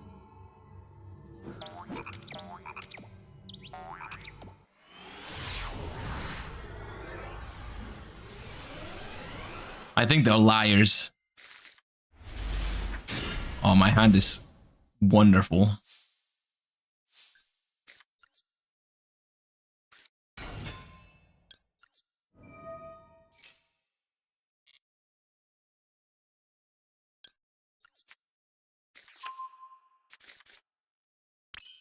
That's a Yubel if I've ever seen one. They're playing 42 cards. There's no way it's not Tenpai. I don't believe it. I don't buy it. The only thing is, what do I actually discard for my field spell here? I like all my cards. I really do like all my cards. I think that's got to be the Effect Veiler.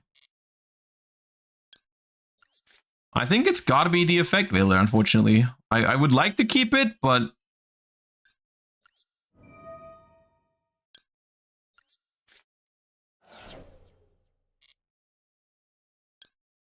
Draw first with Regained. I want to keep the Lubellion as a potential level 8 extender in case they like Ghost Ogre my Trudea or something. But you're right, technically I could have done that. Technically I could have done that. I think the way we can play around Maxi a little bit here is we can do Magnamoot now. If they chain Maxi, we can chain the Trudea. And that way they get one draw and we get... our Regained draw and Magnamoot search without giving them an extra draw. Oh. Foggies.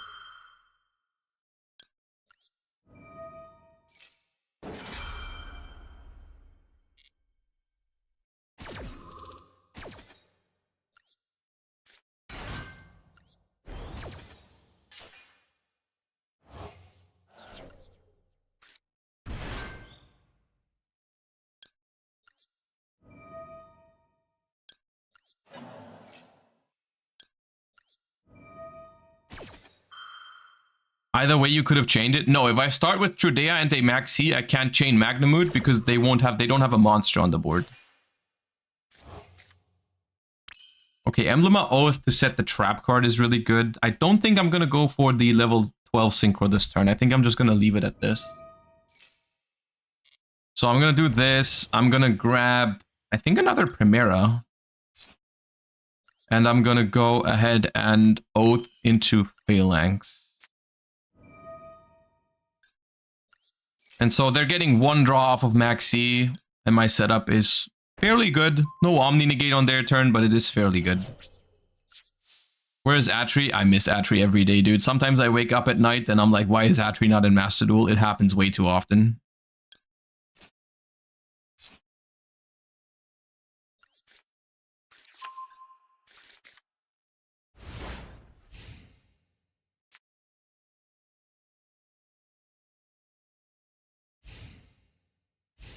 And still Baron for Omni? Yeah.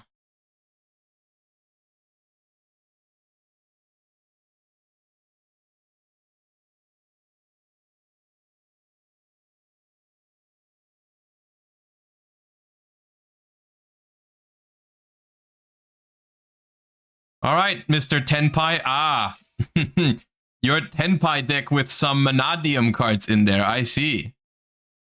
Bro, what cringe behavior, dude.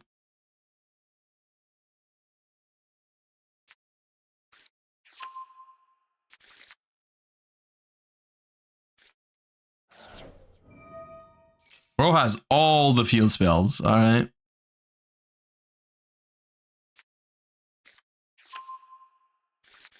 All right, we know 2 of the cards in their hand.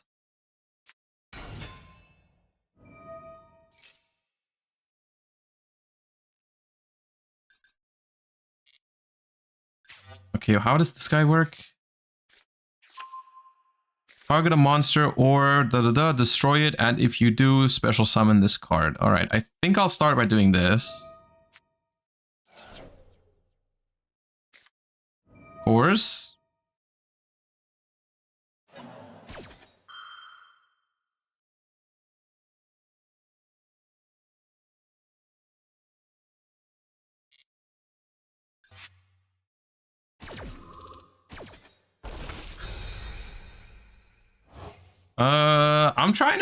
I'm thinking about just doing Legacia here, but they could just bring this back.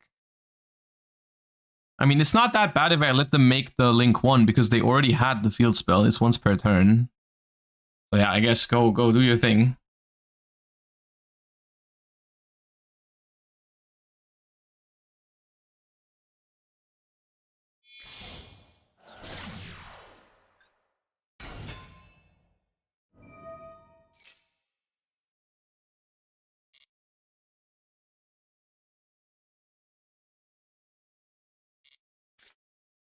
Okay, so they have Riem Heart, Reichphobia, and Arrival. That's fine. Visa, Starfrost. I think I can Phalanx this, right? I think I will Phalanx this.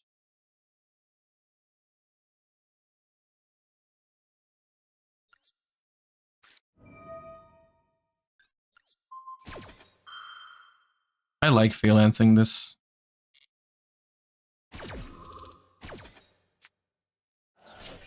So Visa can stay in hand.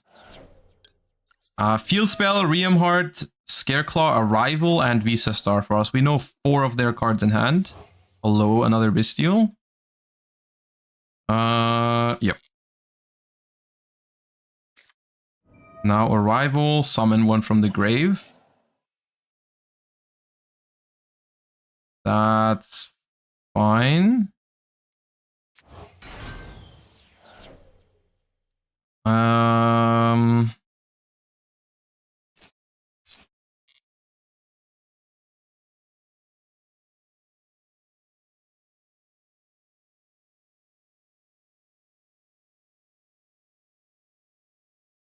They can make another Funko Pop now.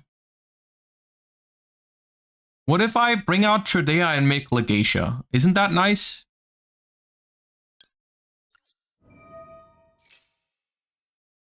Did we build domain format yet? No. We're gonna do that in like an hour.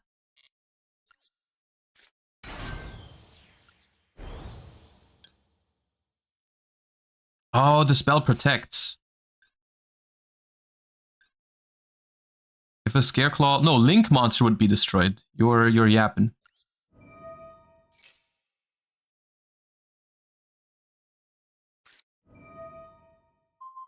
Okay, they gotta do this now.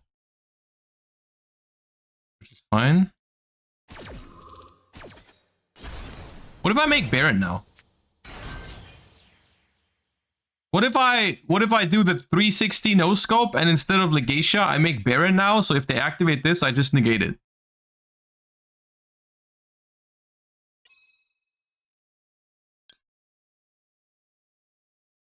I'll do it. Gotta remember to summon in attack position because the field spell will pop my shit if 3 defense things are there. Activate Riem Heart. Activate Riem Heart, Mr. Tenpai. Do it. You won't. You won't. Ah, you didn't activate it.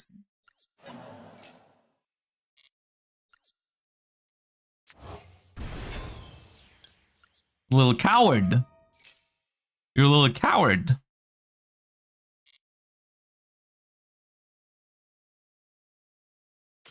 Ah, Mr. Tenpai, huh?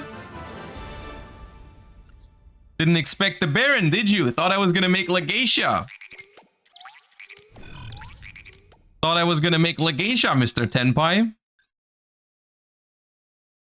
GC Hero, thank you for the 2 months. Fountain to 2 when? I'm asking myself that question every day. There's 2 questions a man needs to ask themselves every single day. And that's when Fountain to 2 and when Atri. Those are the 2 questions that you need to ask yourself on a daily basis.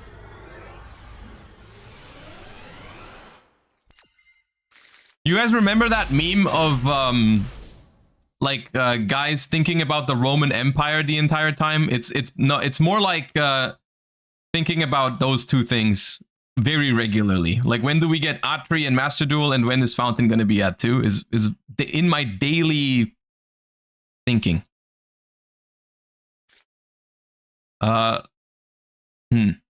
Imperm Veiler hit both of these. I'll try to resolve Trudea one more time. Ghost Ogre hits this, which is annoying, but Ash hits Primera, and I think Ash is more popular.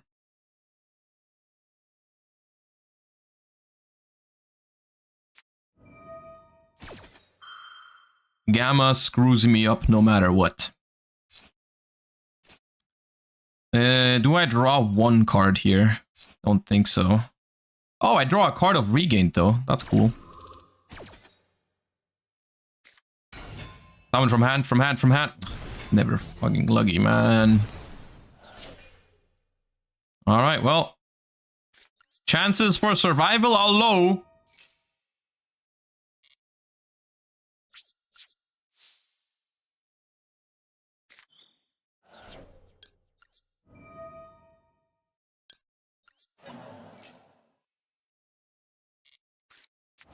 Alright.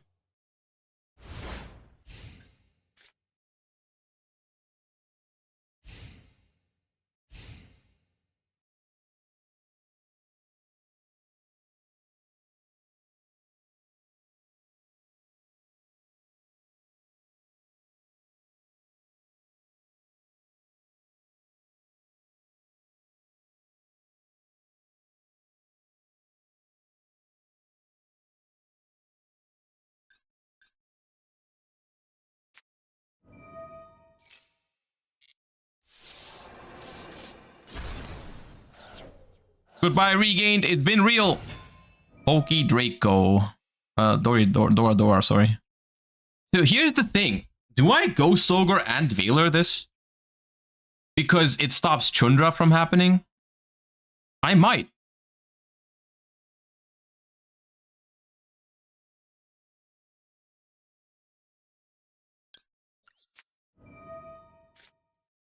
Yeah, we have Gamma at home, dude.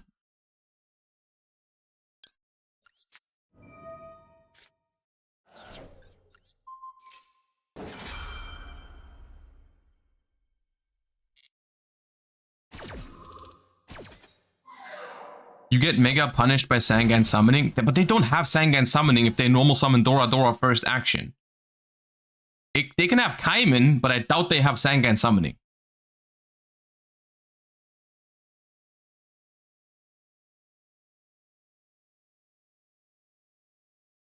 Not silver, thank you for the 3 months. That is also a very valid question, yes. When White Forest?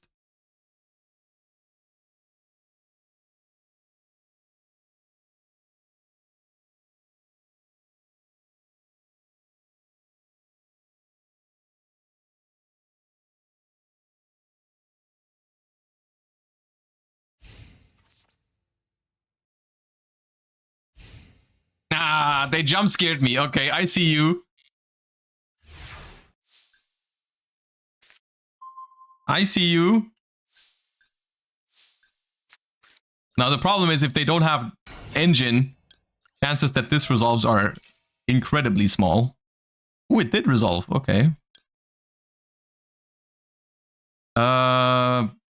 Stand up.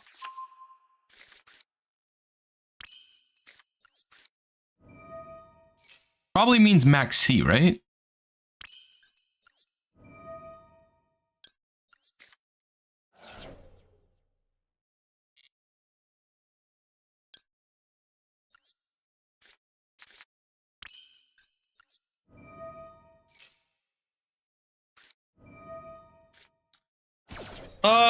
Man.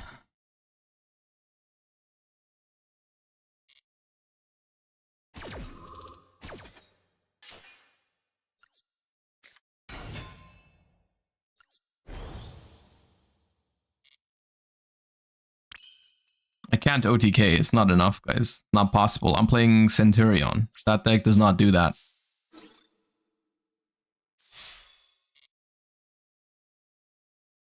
Hey, what does that mean? Oh, Magnamood? Not Magnamood, dude. Oh.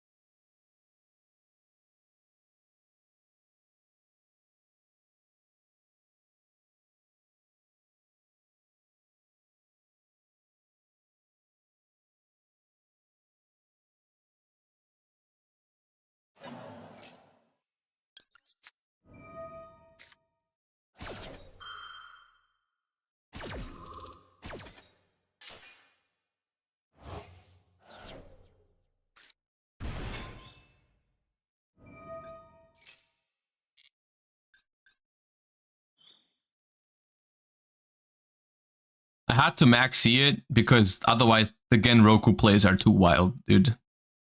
Like the Genroku, add Genroku special Pydra is I can't let him do that. I can't let him do that.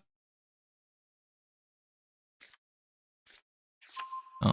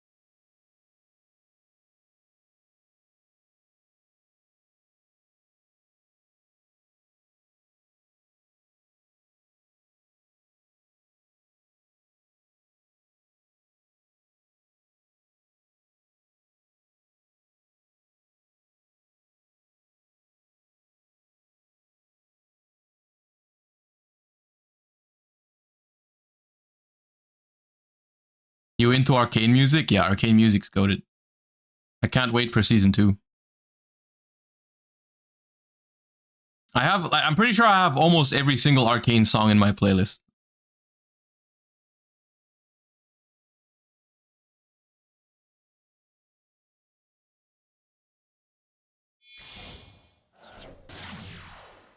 Now, if I've ever seen a good sign, this is one. If I've ever seen a good sign, this is one. Do you play League? No, I don't. I played a lot of Runeterra when it was still alive. But I've never even played a game of League.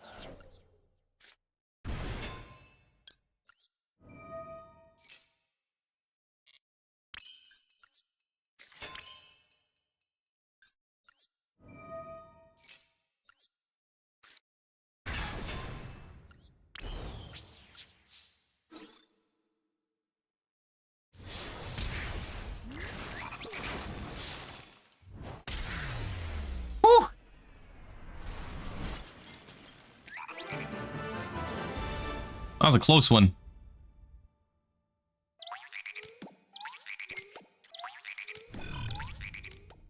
All right, one more and we hit 1600. Not bad.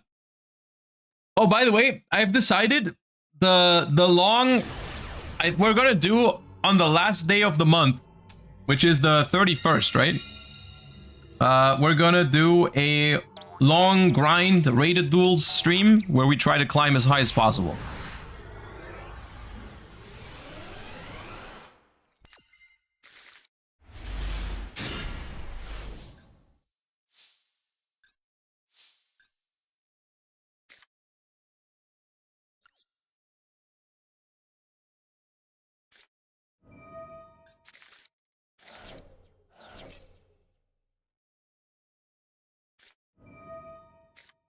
Okay, we lost Gargoyle.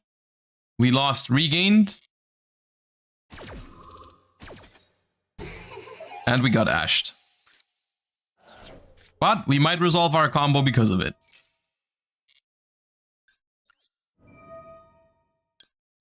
The only problem is without Gargoyle, we can't use Duel very effectively. The combo is kind of shit without Shurdea, right? We can't actually make a synchro.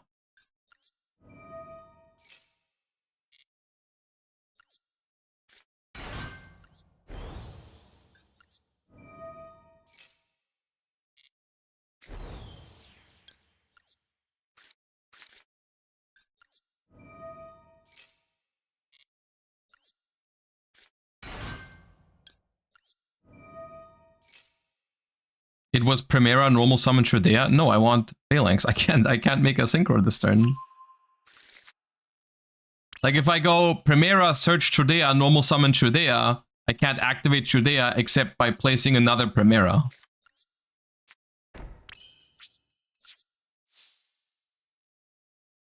I think one wake up is worth if you play Desires. Wake Up would have helped, yeah.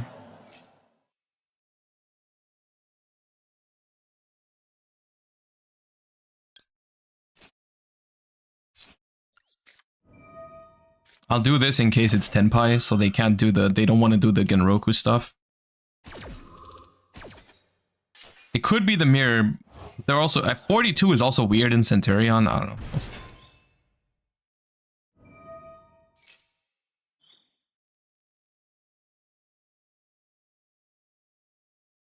Yeah, that Desires might lose us the game. I don't know. I'm still torn on Desires, but maybe I'll cut it eventually, dude. The card keeps annoying me. Taco Smiley Face, thank you for the full year of support. Thank you. Odd Eyes Revolution Dragon. Okay, if I lose to Odd Eyes Revolution Dragon because of Desires, I'm gonna be pissed.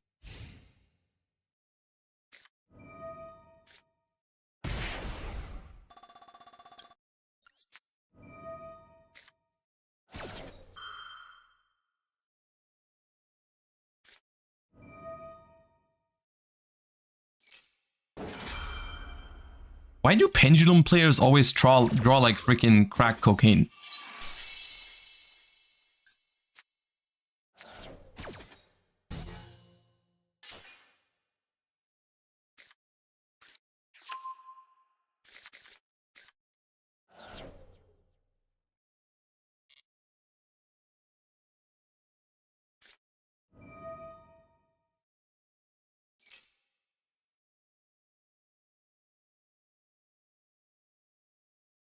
Like,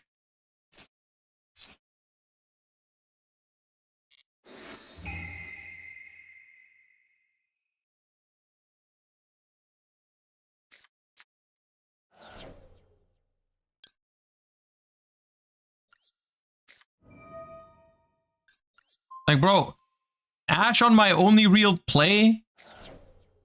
Odd Eyes, cross out Magna Talents?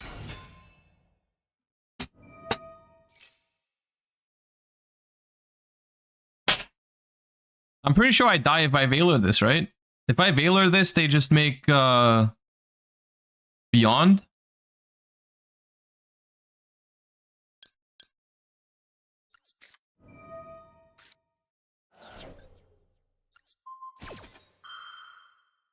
But maybe they don't have a fitting scale. I don't know, dude.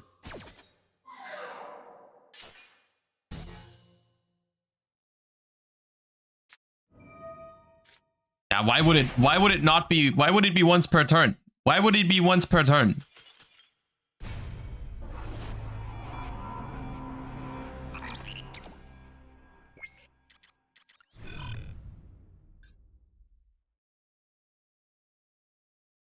Pendulum was a mistake.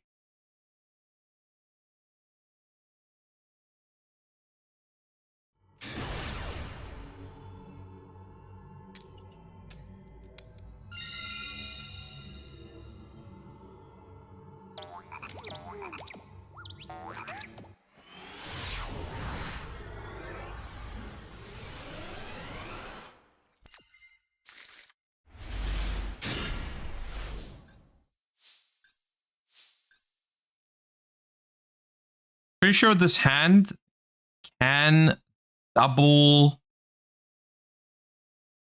I'm pretty sure this hand can double level 12. If I want to. This places the field spell. The field spell places Primera. Special Primera add. It would have no. Place true. No, not place Trudea. Field spell places Primera special search. If I add Trudea and normal summon it, it won't work. It would have to go through Bonds.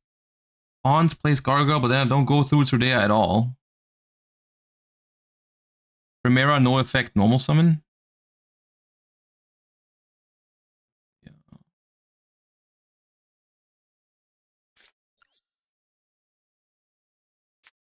It's weird, but I can...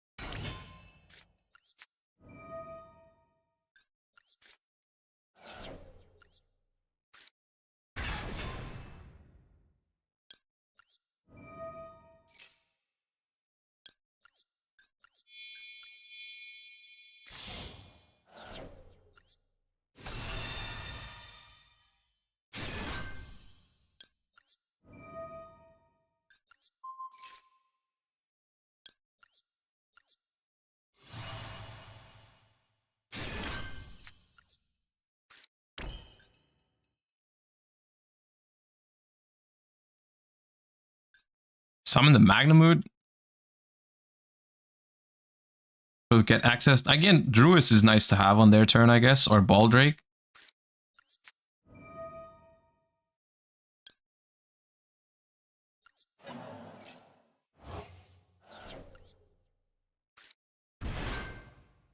I think Baldrake is better.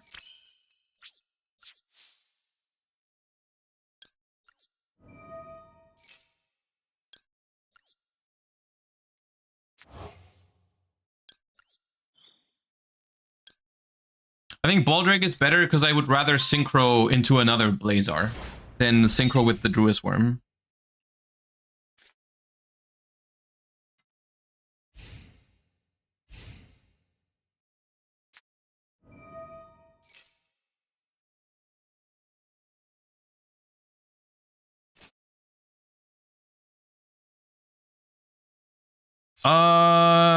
This only really stops. I don't need to do anything with that. I can. It just destroys the phalanx.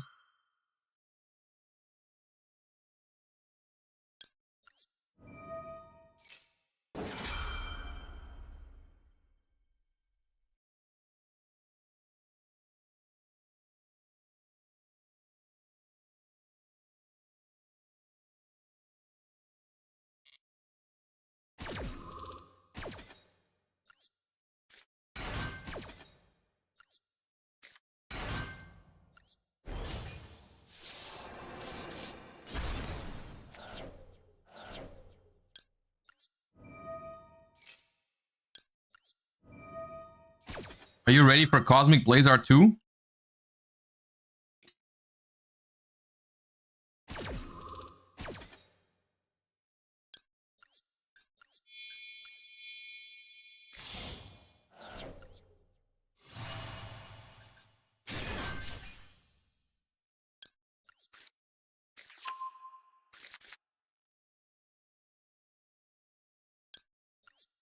Droplets? I mean, they might have droplets. What do you want me to do about that?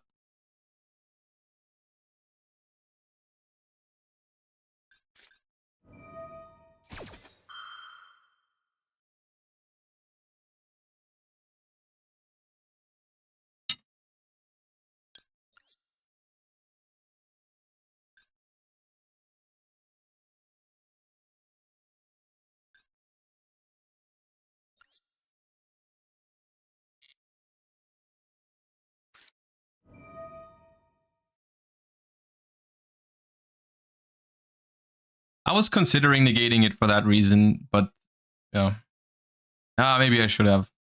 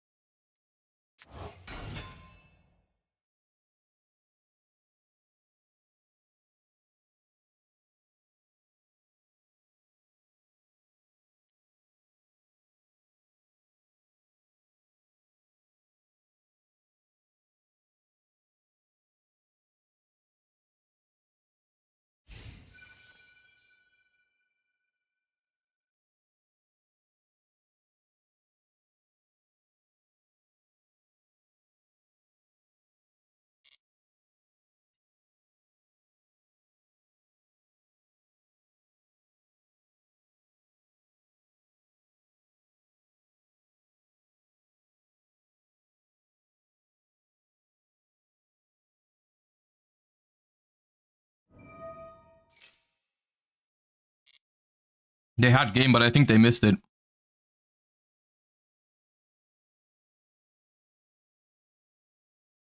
I think they missed it.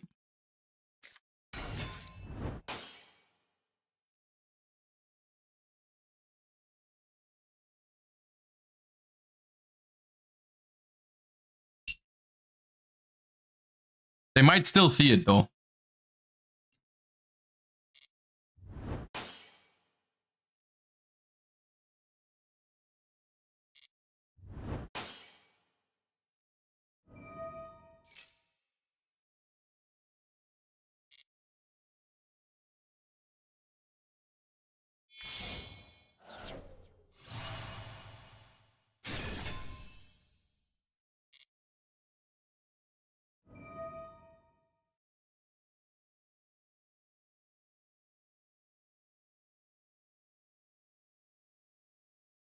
You're dead over the Crimson Dragon? No, I can tribute the Legatia. I can tribute the Legatia to make it be able to destroy it by battle.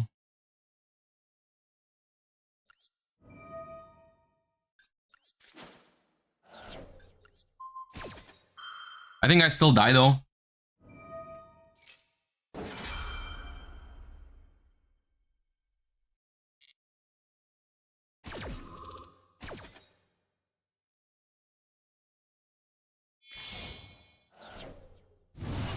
Oh.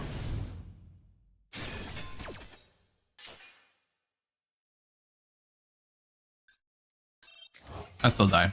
I should have negated the Kaiman. That was dumb. Tenpai is so cool. I mean, I misplayed. I can't really complain about it. Their hand was nuts, but I think I had a way to win. If I need to negate the Kaiman there to play around Droplet.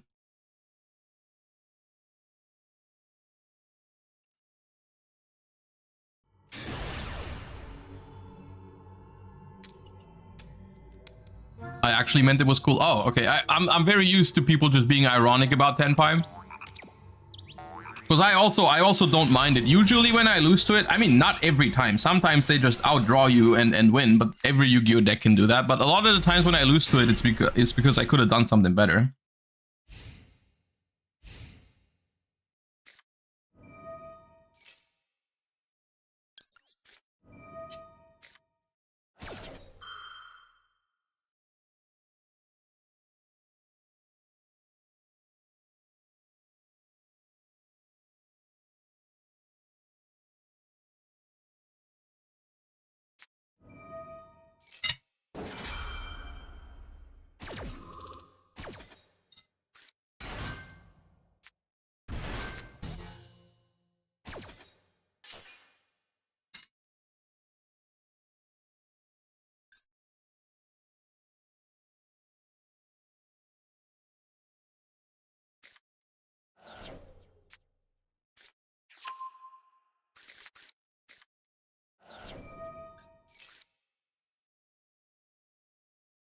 I can't even send anything cool.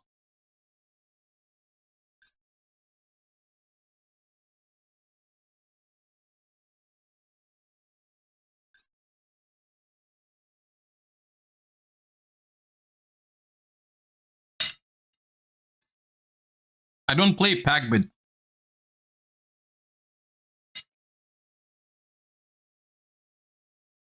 This is why I play Packbit? Oh, so your reason is terrible. Noted. This is why I play Packbit when it's the first Dogmatica Maximus in like 500 games or something.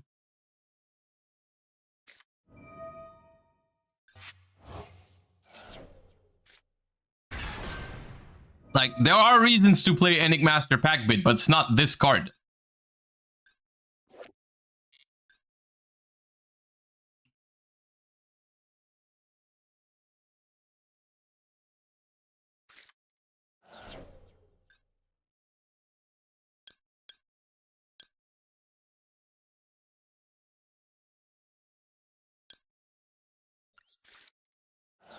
Can I please not get app cloned into Schism into... Can I draw a Bystial? My Bystial deck? What is this? No.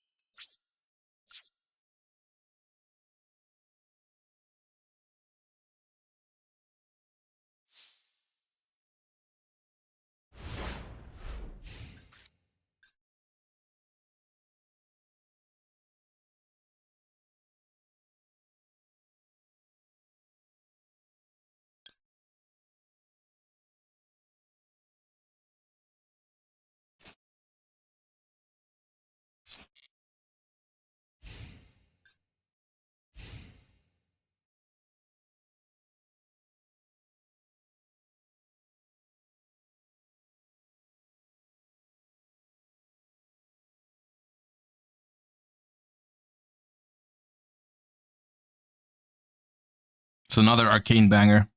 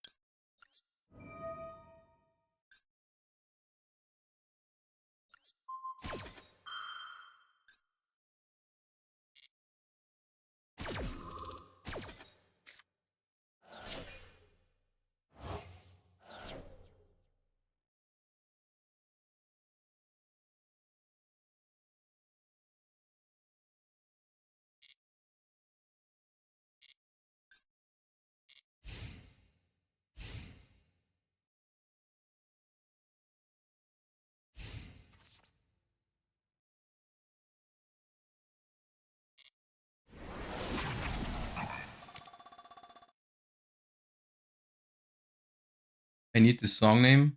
Life gives you lemons.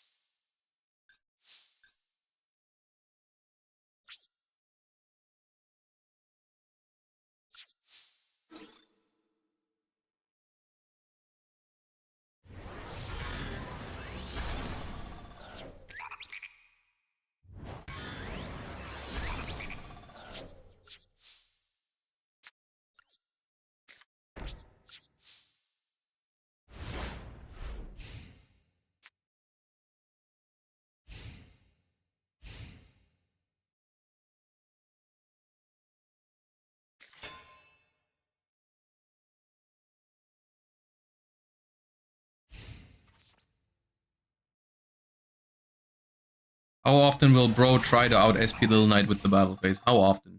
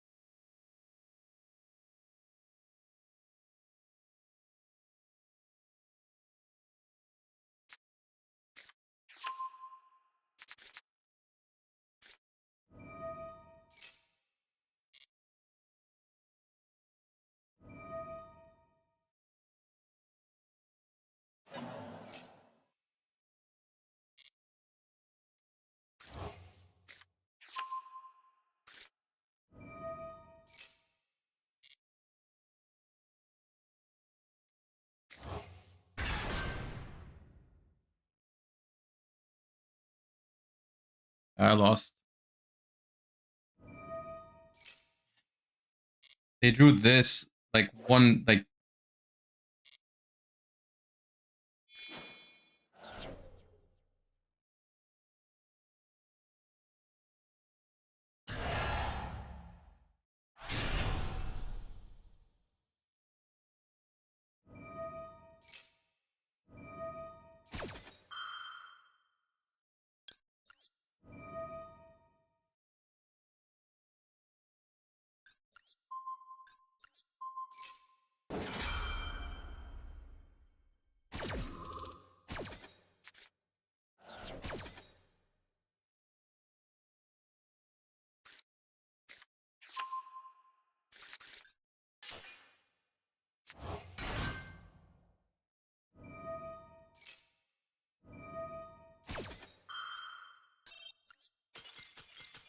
Annoying game, dude.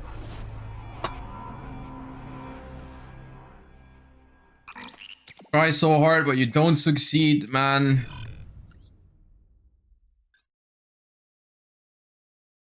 It was a good attempt.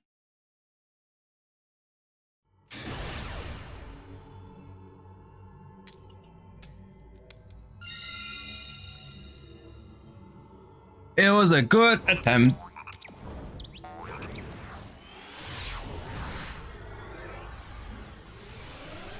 Samus, thank you for the 2 months. Appreciate you supporting over on Twitch and YouTube. Thank you.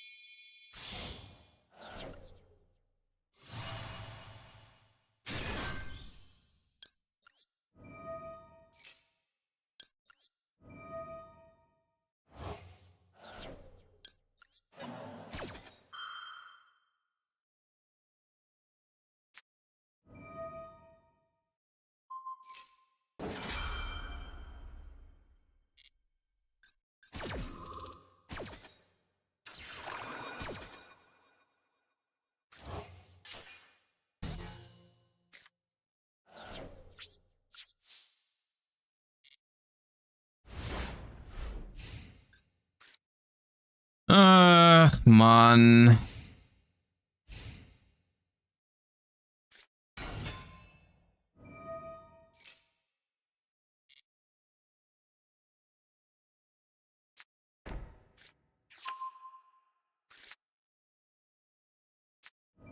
44 card Tenpai.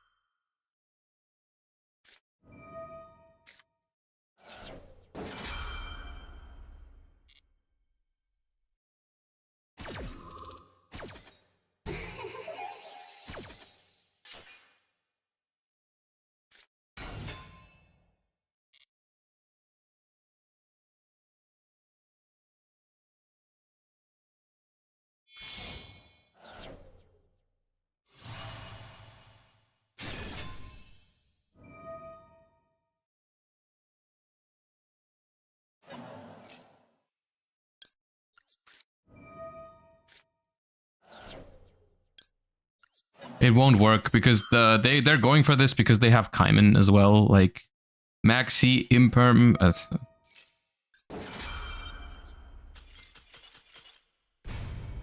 Fucking stupid. Okay, it's enough mini games for today. It's enough mini games for today. We're moving on. It's a shit day. It's all right. You gotta know when to stop.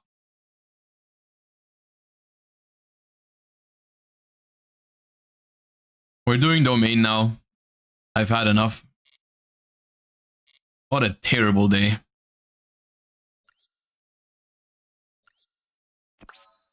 Okay. Let me cheer myself up with where's the thing? Do I still have the pack? I don't have. Do I have the runic pack still? Where is it? No, I don't.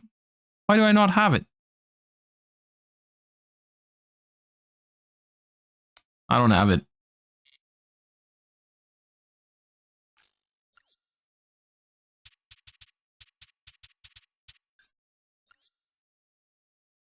Craft an SR to get it back, but I don't have I don't have super rare points.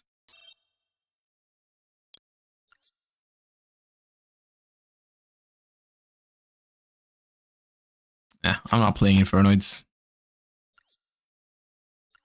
What happened to all your SRs? Nothing. Don't worry about it.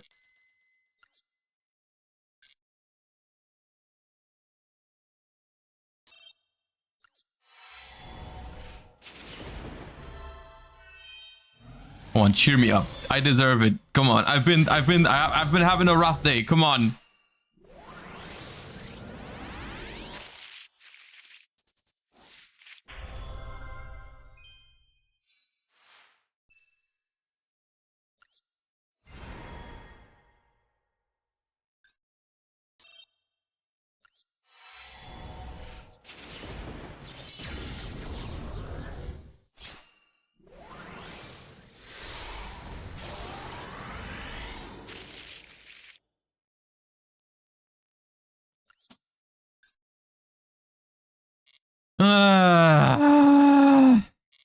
All right. It won't get better, chat. It won't get better. Okay. All right. Let me tell you what we're doing next. It is something I haven't done before, but I am visiting. Oh, well, that is something I've done before, but I am visiting the card market people in 2 weeks for another recording session for their card market Yu-Gi-Oh YouTube channel, right? Some of you guys will remember I've been there before, you know, the card market Yu-Gi-Oh YouTube channel, right? They do some cool videos. They were on a break after Adam, I think, stopped working there, but they're back now. And I'm going there in 2 weeks to record some videos. And one of the videos that they have asked me to do is a domain format duel with, I think, three or four people. So, domain format, for all of you that don't know, I also didn't know about this beforehand. I've never played this before, but domain format is basically like a Yu-Gi-Oh version of the Magic Commander format, right? Which is a very popular way to play Magic. but no one really has played it in Yu-Gi-Oh. But apparently there's a community for it. At least there's a website for it. I've never played it before, but I when they told me about it, I was like very down, very cool. So the way it works is similar to Magic. Every deck will have a deck master. Well, in Magic it's called a commander, but this will be a card that will be outside of your deck, and you can basically summon it whenever you want, as long as you can fulfill the conditions. And it will also define how you can build your deck. And then besides that, it'll also be it'll be a 60 card main deck, excluding the deck master. So basically 61 cards plus extra deck. And everything is a one-of. Everything is a one-of, no duplicates, very similar to in Magic, right? So basically, and I'm aware you could make your deck master Snake Eye Ash. I am aware. However, we're trying to have some fun.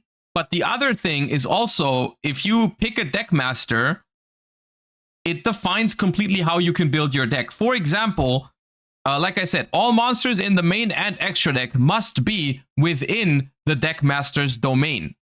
And a domain represents which monsters can be included in your main and extra deck. Monsters are part of it if they share at least one of the following items that are either part of the deck master or mentioned in its effects: archetype, attribute, monster type, or specific cards directly mentioned. So if, for example, if your deck master is Snake Eye Ash, just for simplicity's sake, you can only play fire monsters, Snake Eye monsters, pyro monsters, and that's it. Right? So basically, you wouldn't have any of... I don't even know if Snake Eyes as a deck master would be good, because you wouldn't have any good extra deck cards, right? Like, I mean, you'd have Promethean, but you wouldn't have anything, right? So, but of course, the second thing is, this is going to be for fun video, right? We're not going to try hard this like crazy, right? Like, I'm aware there's probably some cool things you can do. I want this deck to be a Josh domain deck, though, right? Like, I don't want it to be like the most try-hard deck out there, and I'm gonna go there and they've built 2 fun decks and I'm just gonna stomp them. I want it to be fun. I want to put a lot of cards in there that I like, as many as possible, right? So I've already encountered one problem, right? So actually, let me phrase it differently. I've already found an incredibly easy outplay for this system, which is Paleozoics. Trap cards, don't count, can put Paleozoics in anything. Runics, mostly spell cards, can put those in anything. Huh? Right? They're not monsters, so they don't count towards the domain thing. You can put, in any deck, you can put Runics and you can put Paleos, and you can also put Sky Striker spells in anything, right? However, and this is the problem that I'm bringing up to you guys for us to solve together.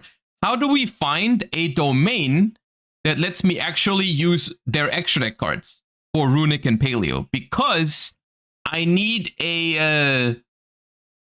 for Hugin and Gary, like for Hugin, I would need a light monster or a fairy. And for the Paleo Exceeds, I would need an aqua or water. So listen to me. If we do water fairy or light aqua, we can play all the Paleos, all Toad, frogs, if we do aqua or water. Yeah, frogs, and also Hugin. Huh? Huh? How does that sound? Right? So we can build Runic, Paleo, and all that. Also, another added thing there's no ban list for this. So everything needs to be a one-off, but you can play Pot of Greed, Graceful Charity, and all that stuff. Painful Choice, all that. You can play all of that. All of that. So I think we can cook something devious with those cards that's still fun and not too crazy. Right?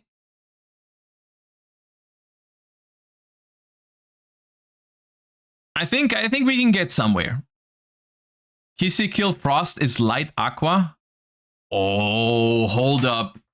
Hold up. We're going to build this on Master Duel just for easier visibility. Domain. Oh, hold up. Now you're talking my language. See, that's why you are here with me. If this is my deck master, I get to play Paleozoics, Toad, Hugin, and I also get to play Life Twins.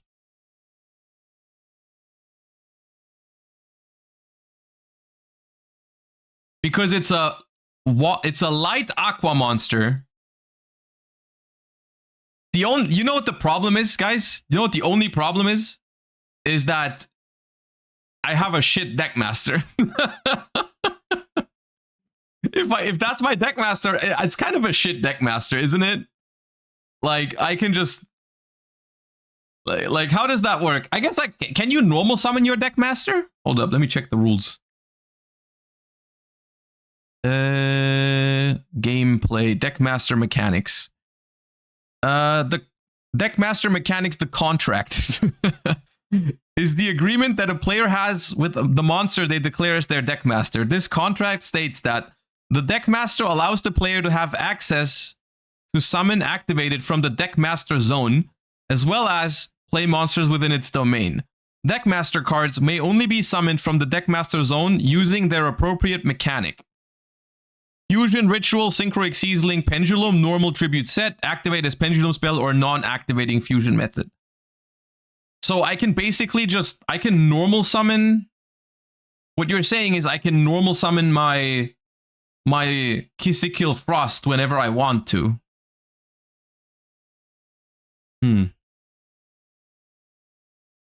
If a deck master would leave a zone except being summoned, it will enter the zone to which it is intended to go. Game state will check for any effects, such as trigger effects, the next priority sequence in which no player decides to activate a card effect. The owner of the deck master must decide to either leave their deck master in its new zone or return it to the deck master zone. This does not start a chain. If multiple deck masters have changed zone during the same sequence, the owners those are, okay, so what they're saying is if Kill Frost is my deck master and it goes to the graveyard, I can decide whether it stays there or if it goes back to the deck master zone. Dude, I have some ruling questions. So here's my question. If I hold up, maybe the thing clears it up. Is there a limit to how often you can summon your deck master?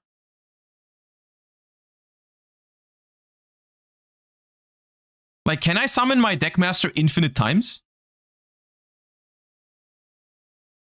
It gets more expensive. Where does it say that? Calling a deck master to the deck master zone is not an effect and does not start a chain. The player must pay a cumulative cost of 500 life points to summon, activate their deck master for each time it has returned to the deck master zone. Okay, so that is also like Magic, right? In Magic, it also gets more expensive to replay your deck master. But that does mean, hear me out. If Kill Frost is my deck master, right? Bear with me. If it's my deck master, I can normal summon it. I can go for some plays with it. It goes to the graveyard. I get it back into my extra deck or my commander zone, whatever you want to call it. And then I can special summon it if I control a Lila monster, right? So I can normal summon it and special summon it. Because I don't think I can just summon it. I can only special summon it while I control a Lilla monster from the Deckmaster zone. Otherwise, it will be a normal summon. Right? From your hand. I don't think that counts. I'm pretty sure that is ignored because obviously you can't summon it from hand as your Deckmaster. I'm pretty sure it can be your normal summon. And then if you control a Lilla monster, it can also be your special summon from there. But then for the second one, I have to pay 500 life points. But then the plan would be... I'm not finished. The plan would be that...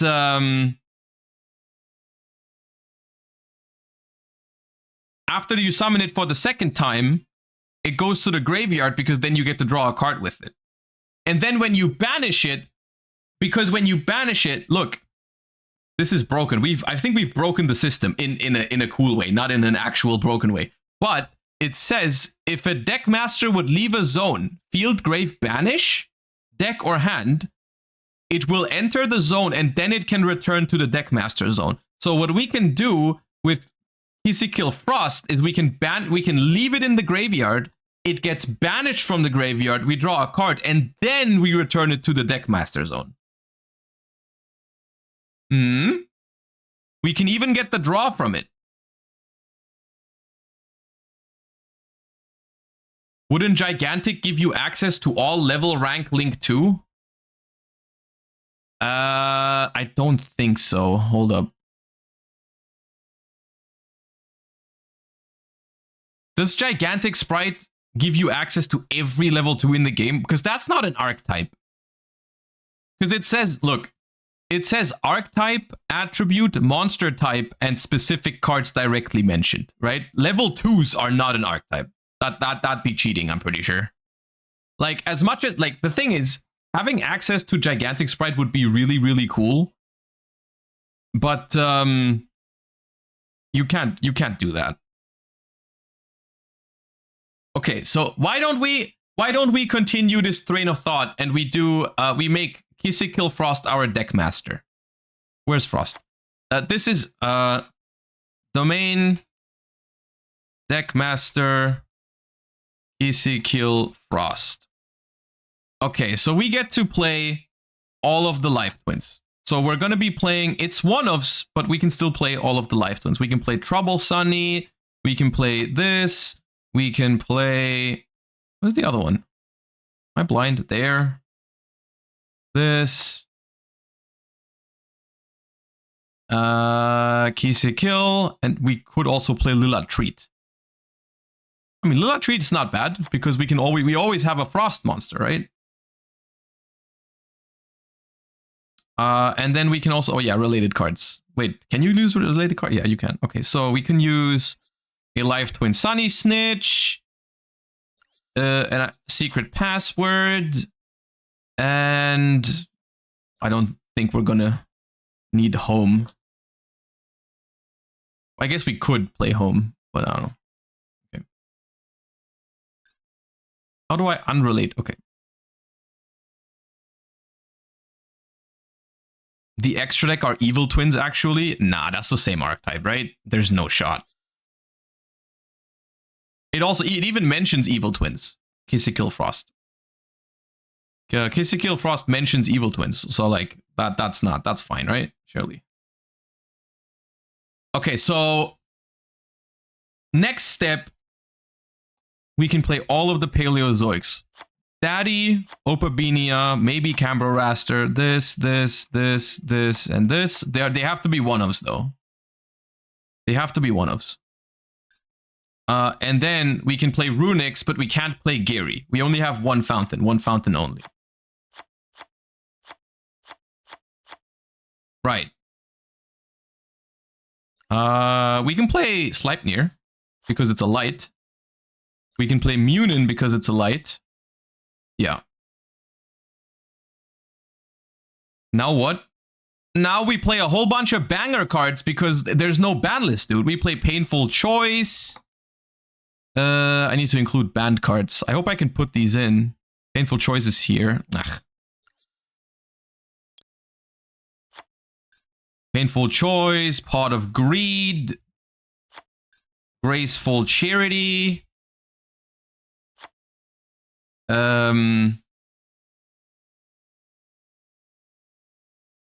Sixth Sense. Is that on Master Duel?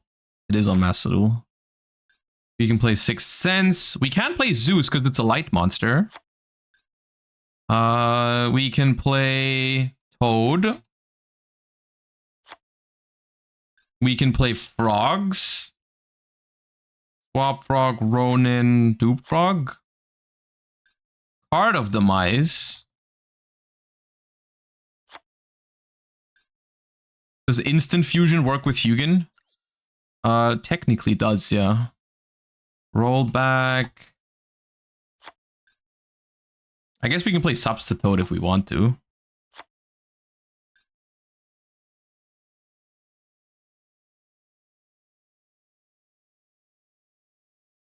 Elemental Burst.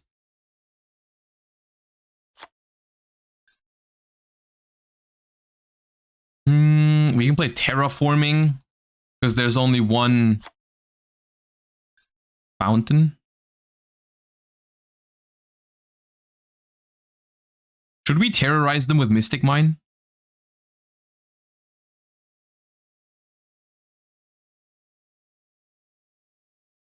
Mirror Mage of the Ice Barrier. With the Ice Barrier spell. What's the ruling? What's the none of you will know this, but what's the ruling on what's it called? Like when I'm playing a card like Delinquent Duo, right? Does it apply to all players or just one player? Maybe it specifies on the website. Gameplay.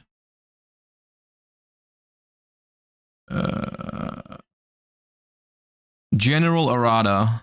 Neither player becomes no player. Each player or both players becomes all players. What if a card says your opponent?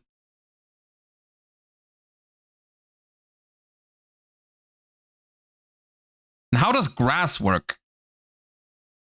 I mean, Grass is terrible because everyone has 60 card decks, but in theory, how would it work? Cards that require an opponent to make a selection, for example, Painful Choice, the player activating the effect will get to choose which opponent makes the decision. That's funny.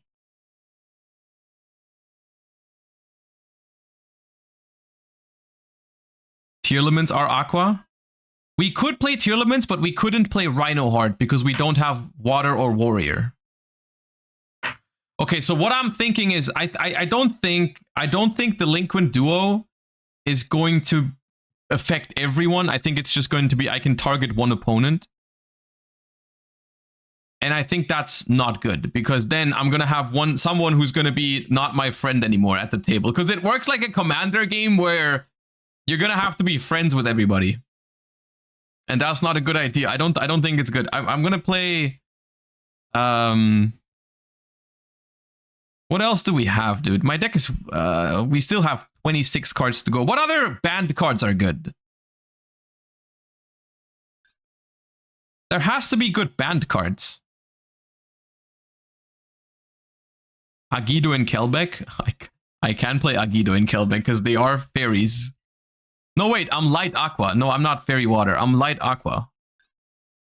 Reasoning Monster Gate. You know what? I have my doubts.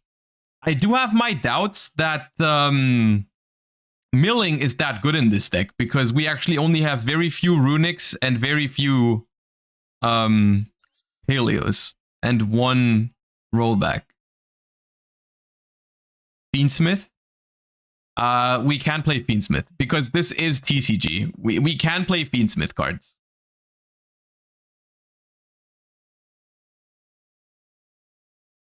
Should we play a Fiendsmith package? Surely. Because we also have Lacrima.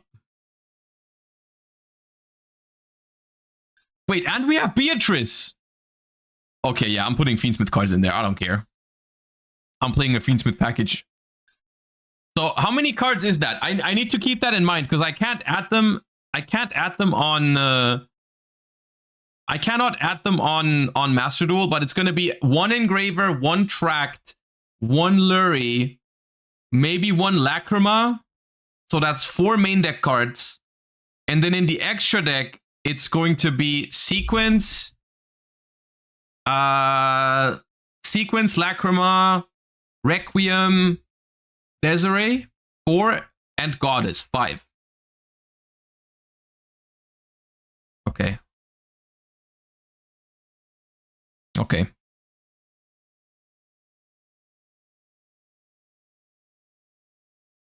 How do I put place? What should our placeholders be? Extra deck space running low. It's fine. We can cut Munin and Cambro.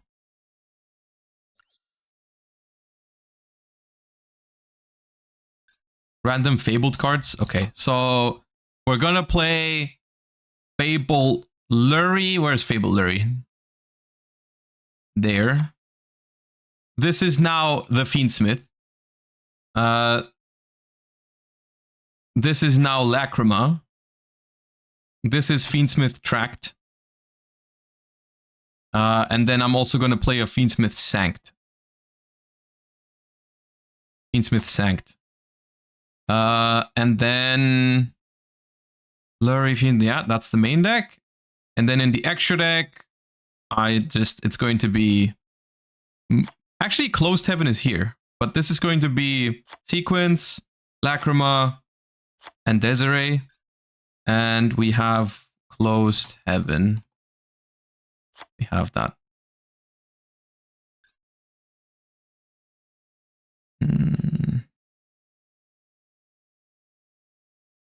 Yeah, this deck is cooking. Card of Safe Return. Oh, Card of Safe Return is busted. Good call. You don't need Closed Heaven since Kissy Kill is a light fiend. Maybe. Craft Closed Heaven, yeah.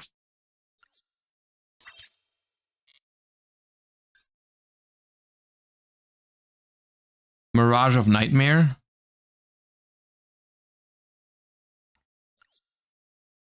Opponent's standby phase, draw until you have 4 cards in your hand.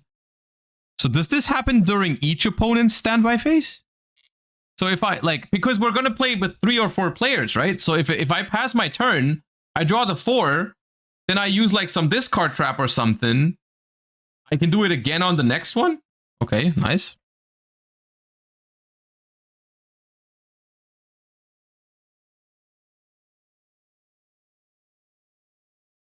I'm not opposed to Foolish Burial Goods.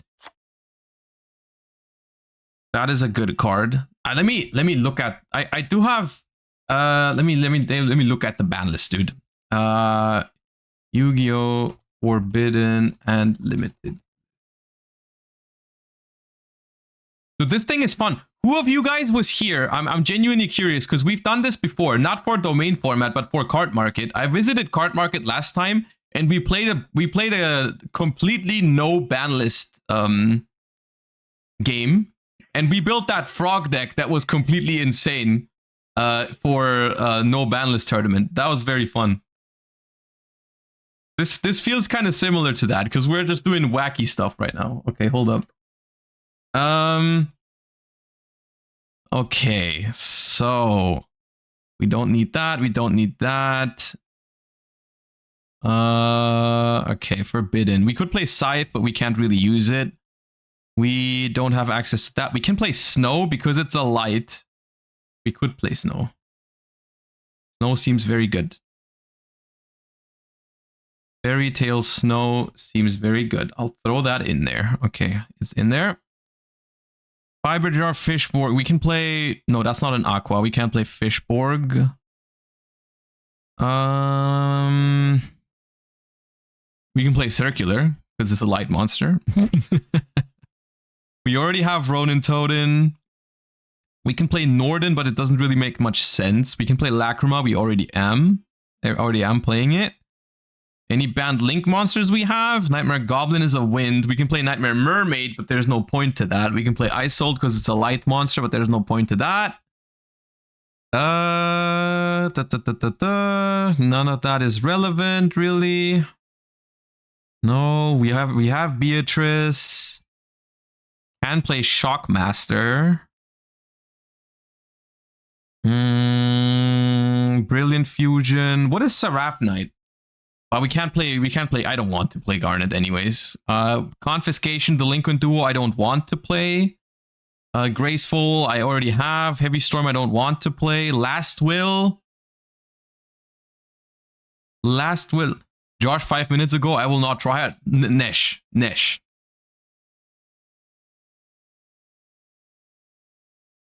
My deck master is Kissy Kill Frost, okay? I'm not tryharding, but let me look at the banned cards, all right? Calm down.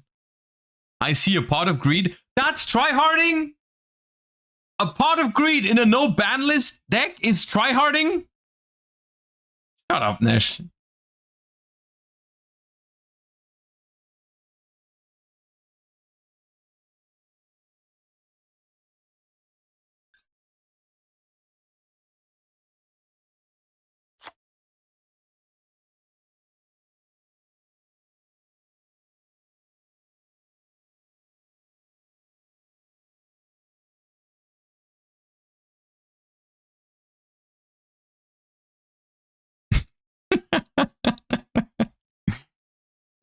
Yeah. Any of these? We could play Dimension Fusion because we have Ronin Toden. How about Dimension Fusion? Maybe.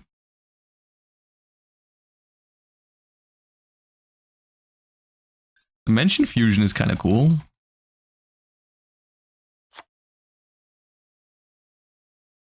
Metamorphosis into Hugin seems nice. Oh, man. Okay. Is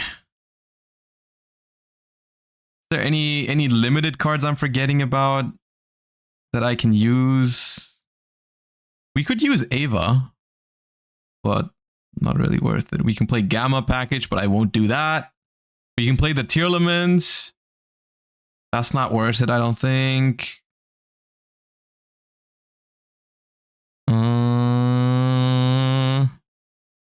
Could play the one of Called By. Could play Chicken Game. Foolish Burial isn't terrible.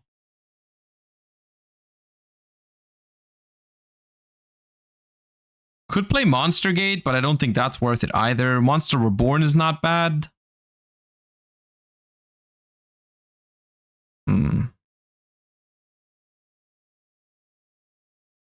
Instant Fusion. I mean, Instant Fusion is basically another runic spell, right? If we draw Instant Fusion plus a runic spell, we can search Fountain. I'm down to play Instant Fusion. Penny Field Spell. Ooh. The Penny Field Spell. We need more trap cards, guys. We're on 45 cards. It's not 46 because this one is not going to be in the deck. But we're on 45 cards. We need more good stuff trap cards. Like, we're going to play Daruma. We're going to play... What else? Instant Fusion with Kitkalos. I could play Kitkalos for Instant Fusion. Oh, not that one, though.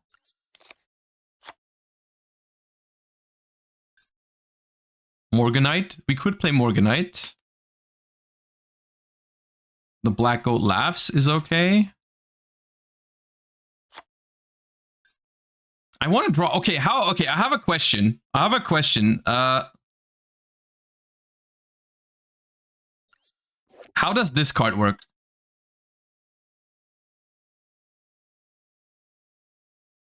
How does this card work? Do I pick an opponent? Does it combine both? if it combines both, it's broke. I think it's still good enough though. We can't. So Trap Trick is unfortunately completely dead, but Trap Track could work. I'm gonna play Trap Track.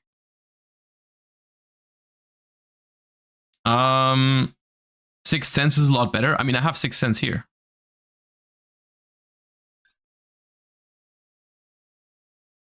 Metaverse. Oh, Metaverse. Metaverse is goated. Do we play the Tenny field spell, dude? Flawless perfection of the Tenny? I could.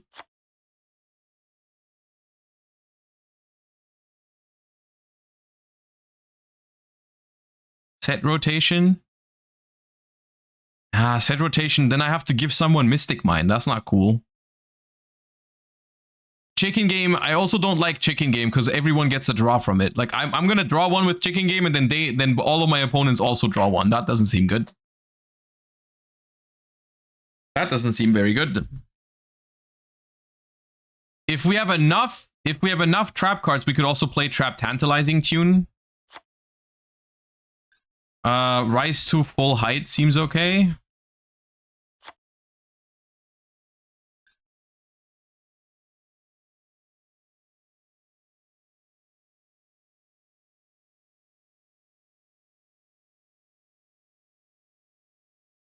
Waboku?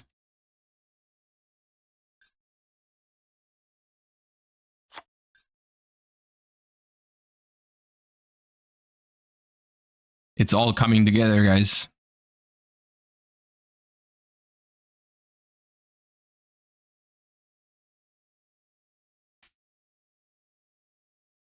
My deck is crazy, dude. You know how it's gonna go, by the way? I'm gonna go like I'm just gonna Fiendsmith into Beatrice every time. It's glorious. There's a dupe right now. Yeah, these are the fabled cards are placeholders for Fiendsmith. This is Fiendsmith Sanct and this is Fiendsmith Tract. They're not actually duplicates, but yeah. Torrential. I don't like Torrential because it would destroy my Paleos. Is Kitkalos a placeholder? No, Kitkalos is potentially for instant fusion. But then I would need... I could play one Merly with that.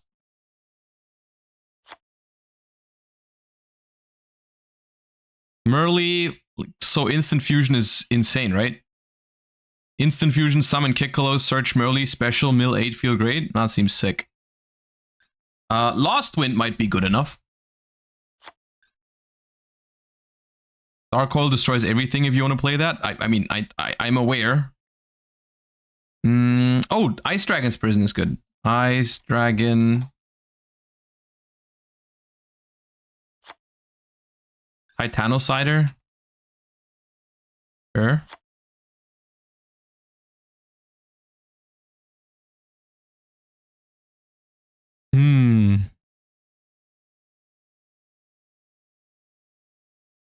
Dude, I like my deck. I think it's fun so far. So keep in mind we're missing 2 cards right now and we can still change some stuff. You can't have Kitkalos. No, I can have Kitkalos. My deck master is Kissikil Frost, which is an aqua monster. And Kitkalos is an aqua monster. My deck master is light and aqua. So I get all of this.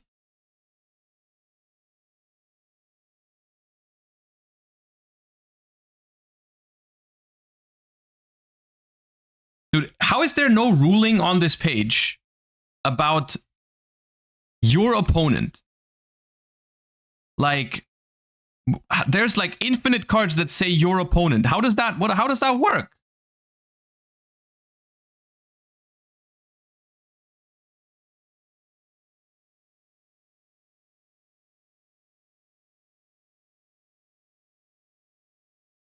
It's on errata.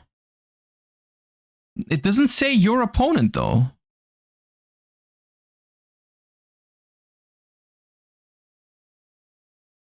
Ah, here. I had to click the thing. Ignition triggered card effects and effects that state your opponent will gain target opponent or become an opponent or that opponent, depending on the text of the card. Example, Raigeki. Original, destroy all monsters your opponent controls. Domain, target opponent, destroy all monsters that opponent controls. Okay. Okay. I see.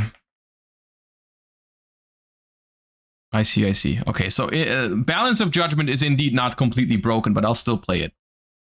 I'll still play it, but we've been nerfed a little bit. We've been nerfed a little bit. So it means that Balance of Judgment, only one opponent has to... I can only... But I can count any... If anyone is doing well right now and they have a lot of cards, I can just pick that opponent. It's quite solid.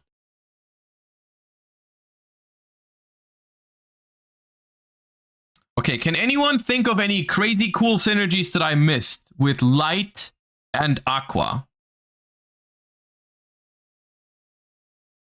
Burst is still an entire field. So Elemental Burst says on your opponent's side, so I would have to target one opponent with it. I would have to target one opponent with Elemental Burst. White Forest are all light. I could play White Forest, but then...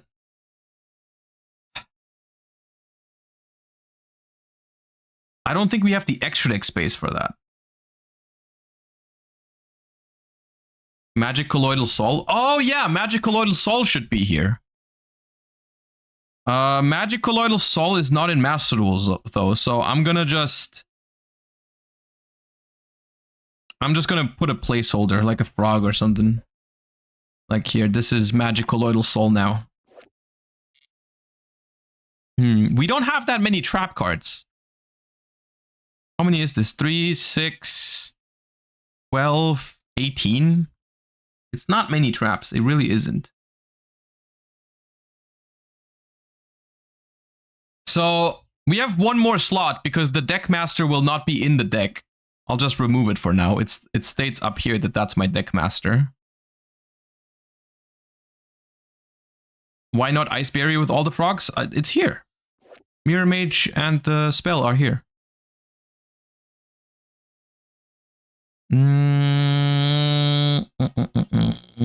One of Reckless is bad.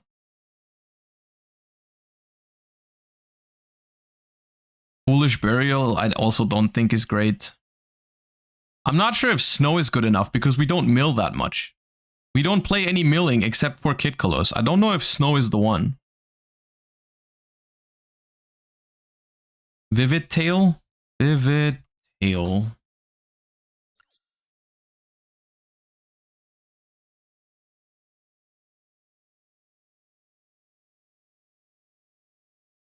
What am I trying to bounce with Vivid Tail? I'm not sure.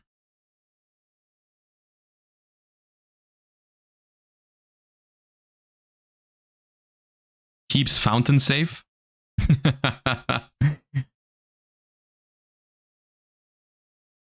We can bounce Fountain, I guess.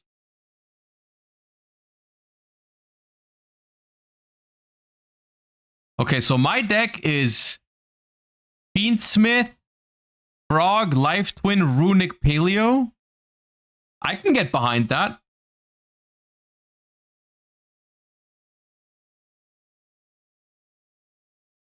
I can live with that.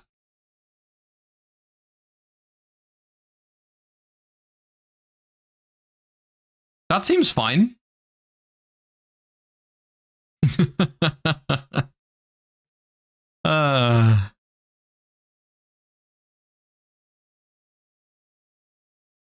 We can remove Trap Tantalizing Tune. We could remove Trap Tantalizing Tune. There's a couple of things that we could still change about this.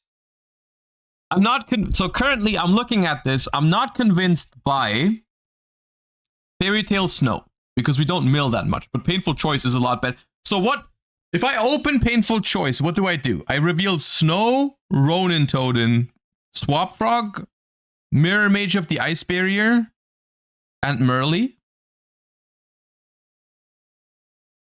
Oh, it's good enough. That's good enough. Is it cards or monsters?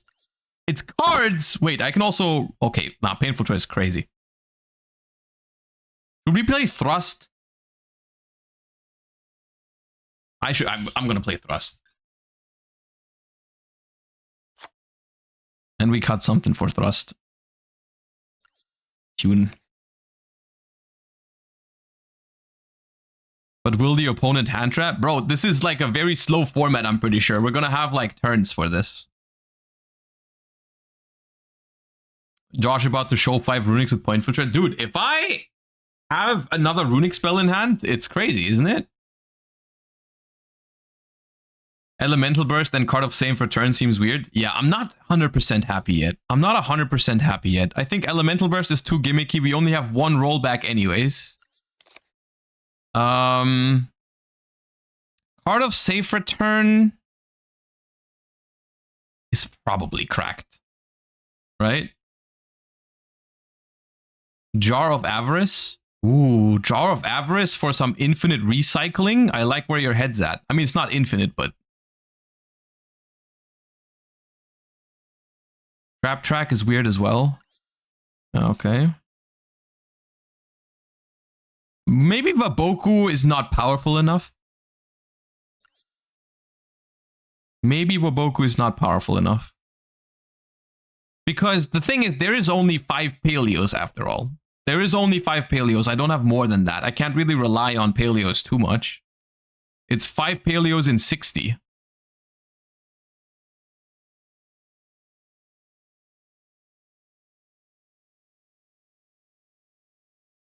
And so is, this card is also very weird. I think I'm going to cut this card.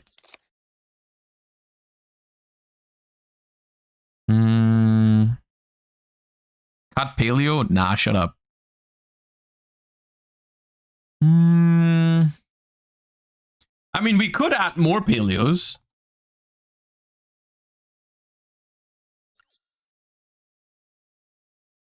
Bro is Shrink.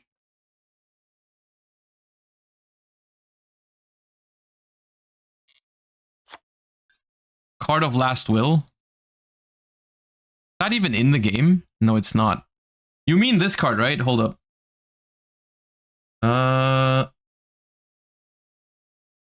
Card of Last Will.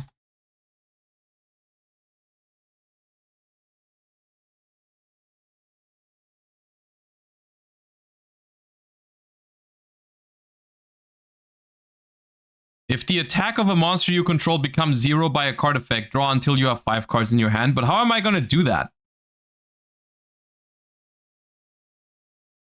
How am I going to do that? Gen and Ken. Ooh, I can play Gen and Ken.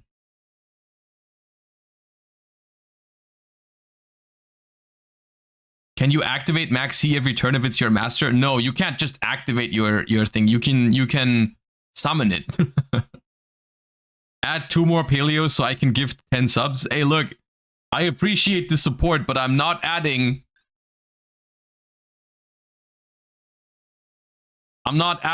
what's it called? Picaya to my deck. I'll add Eldonia. I can add Eldonia, no problem. I think Eldonia is fine. And then I might return the Trap Tantalizing Tune. But I'm not gonna... Picaya is not gonna be live.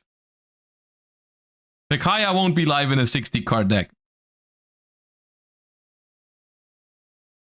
Do you have all the cards ready? I should have most of this. I'll find the rest. It's not gonna be a problem. Maybe with 7 Paleos, we return Trap Tantalizing Tune.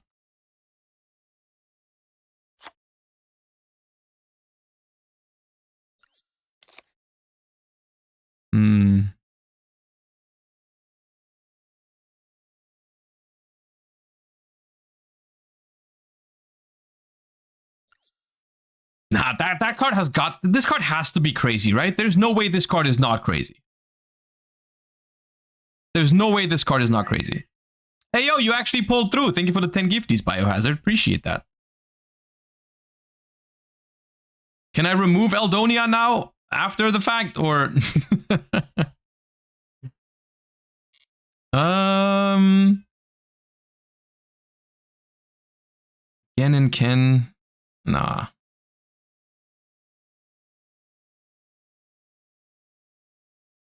Yeah, I'll leave the 7 Paleos in. That's okay.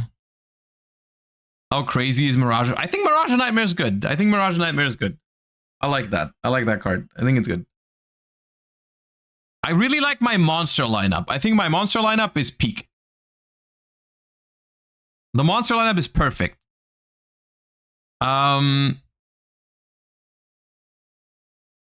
Seamare. Wait, Seamare?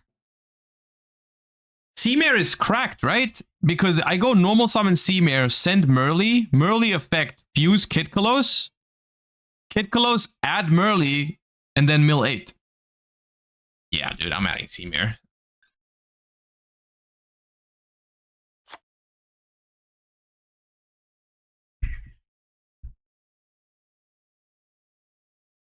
I'm adding Seamare. Yeah.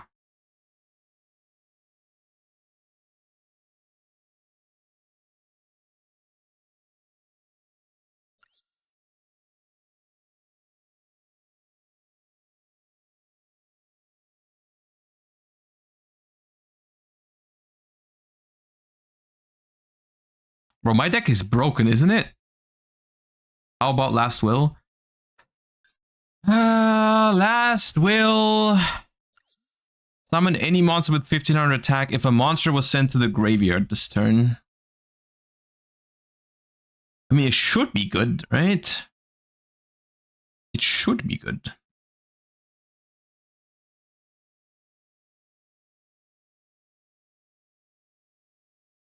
Can we play Rukulos? We are allowed to, but our extra deck is already full.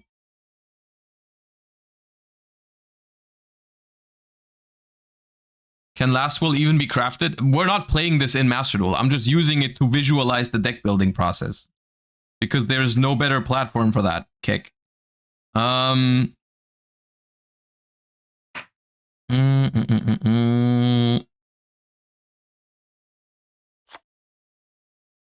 think I'm cutting Card of the Mice.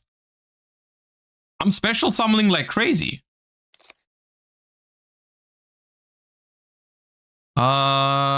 Instant.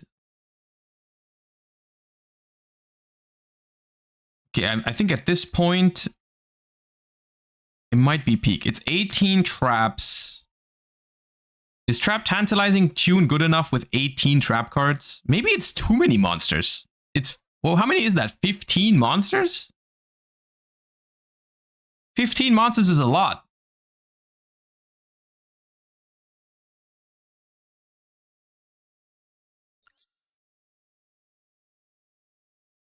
I think I can cut Closed Heaven because my deck master is Kissykill Frost. So I can just summon Kissykill Frost and make this instead, which is a Light Fiend. Read Appropriate. Appropriate.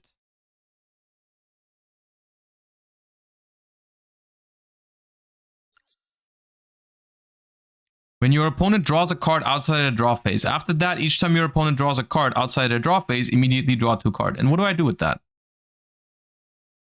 Anonymous Gifter, thank you for the gift sub to Soul Charge. Yeah, we could play Soul Charge, I guess. Should we play Soul Charge? We probably should play Soul Charge. Probably should play Soul Charge.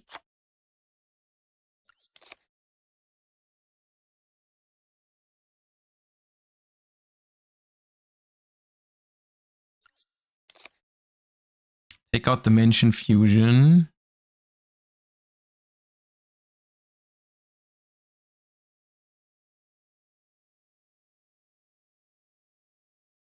Tribe Infecting Viruses in Aqua. Don't you need 61 cards, 60 plus thing? Yeah, but I don't have the Deckmaster in there right now. Like, yes. I'm gonna have... This one is in there. We have room for one more. Stop, this deck is evil. What? This deck is so cool! Vivid Tail.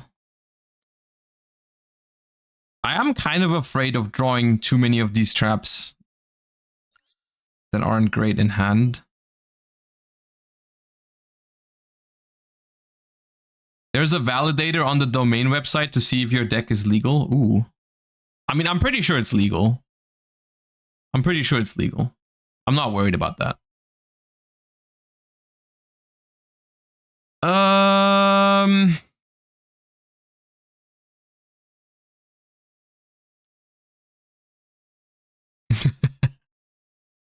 No, I'm fine. This is fine. Thank you for the 16 months. Welcome back. Needlebug Nest. I think Needlebug Nest misses too often.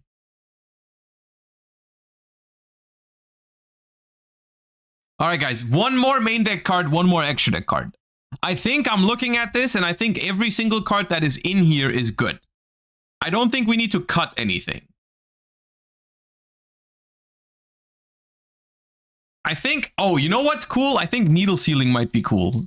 Because it's domain format. This is kind of like a board reset when things are getting too crazy. Ice Dragon's Prison is not. Wait, what? Ice Dragon's Prison is what? Not good? Why is Ice Dragon's Prison not good?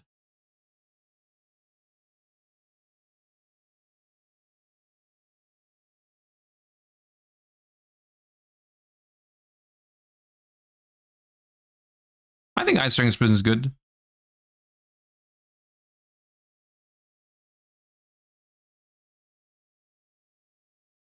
The second part? Oh!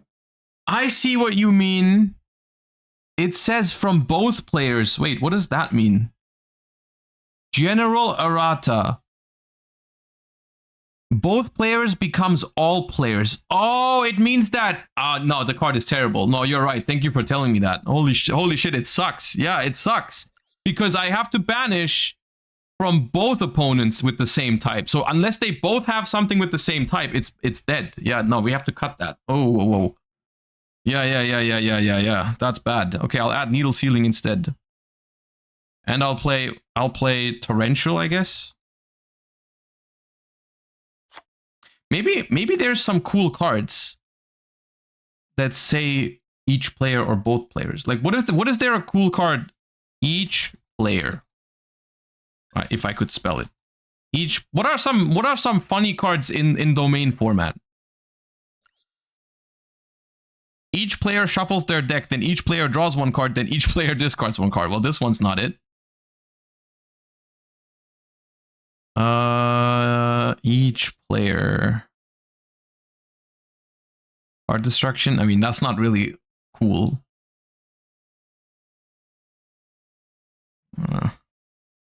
I don't think there's a crazy exploit here. Yeah, I mean, Dark Hole is a full board wipe. That's true. But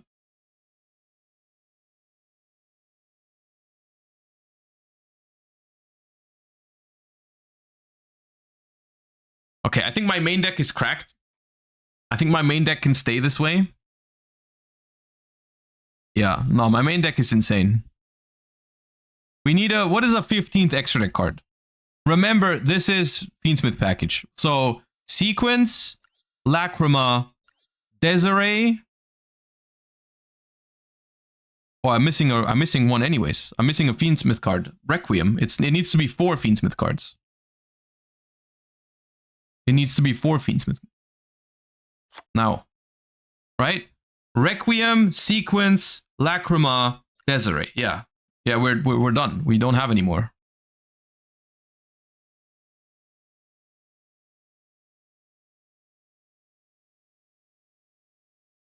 Okay.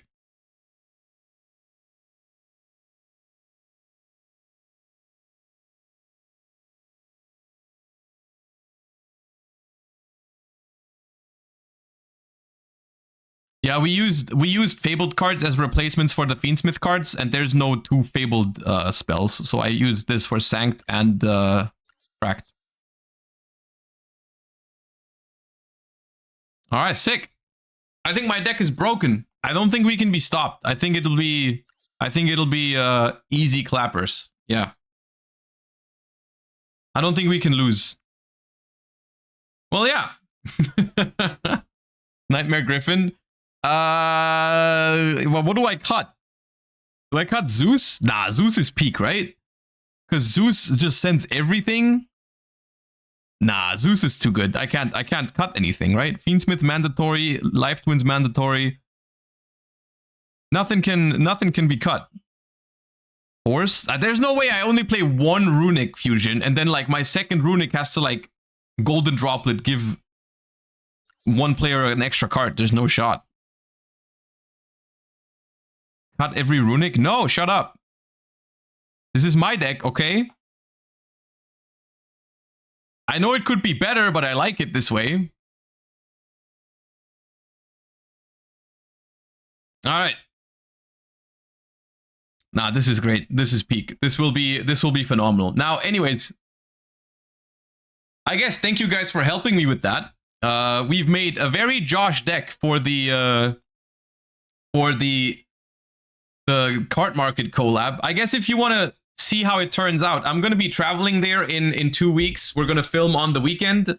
I guess 1.5 weeks at this point. We're going to film on the weekend, and you guys are going to have to wait to see how this turns out until they upload the video. But thank you for helping me with that. Like I said earlier, today is going to be a little bit of a shorter stream, so we are going to have to call it a day now. I do have to go and test hand. I mean, okay, I guess I can do a test hand. We can do a test hand. I have to cut the Kill Frost. How do you do a test hand? Save. Save. How does one even do this?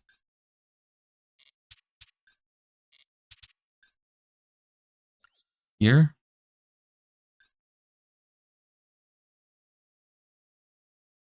Yeah, that's crazy. Look at this. This is full Fiendsmith combo, Fountain plus Runic. This is everything, dude.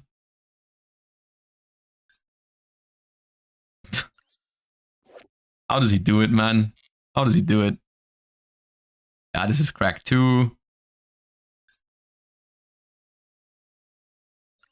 Open Lila like it's no problem. Fiendsmith, Engraver as well. Mystic Mine in case we're going second or third or fourth. What is full Fiendsmith combo with this deck? Beatrice! You make Beatrice and then profit. Bruh, look at this. We go instant fusion. Listen. We go instant fusion for Kid Kalos. Kid Kalos, send Merly from deck to graveyard. Activate card of safe return. Kid Kalos, tag out into Merly from grave. Draw 1 with card of safe return. Mill 8. We can't be stopped. Oh my god. Oh my.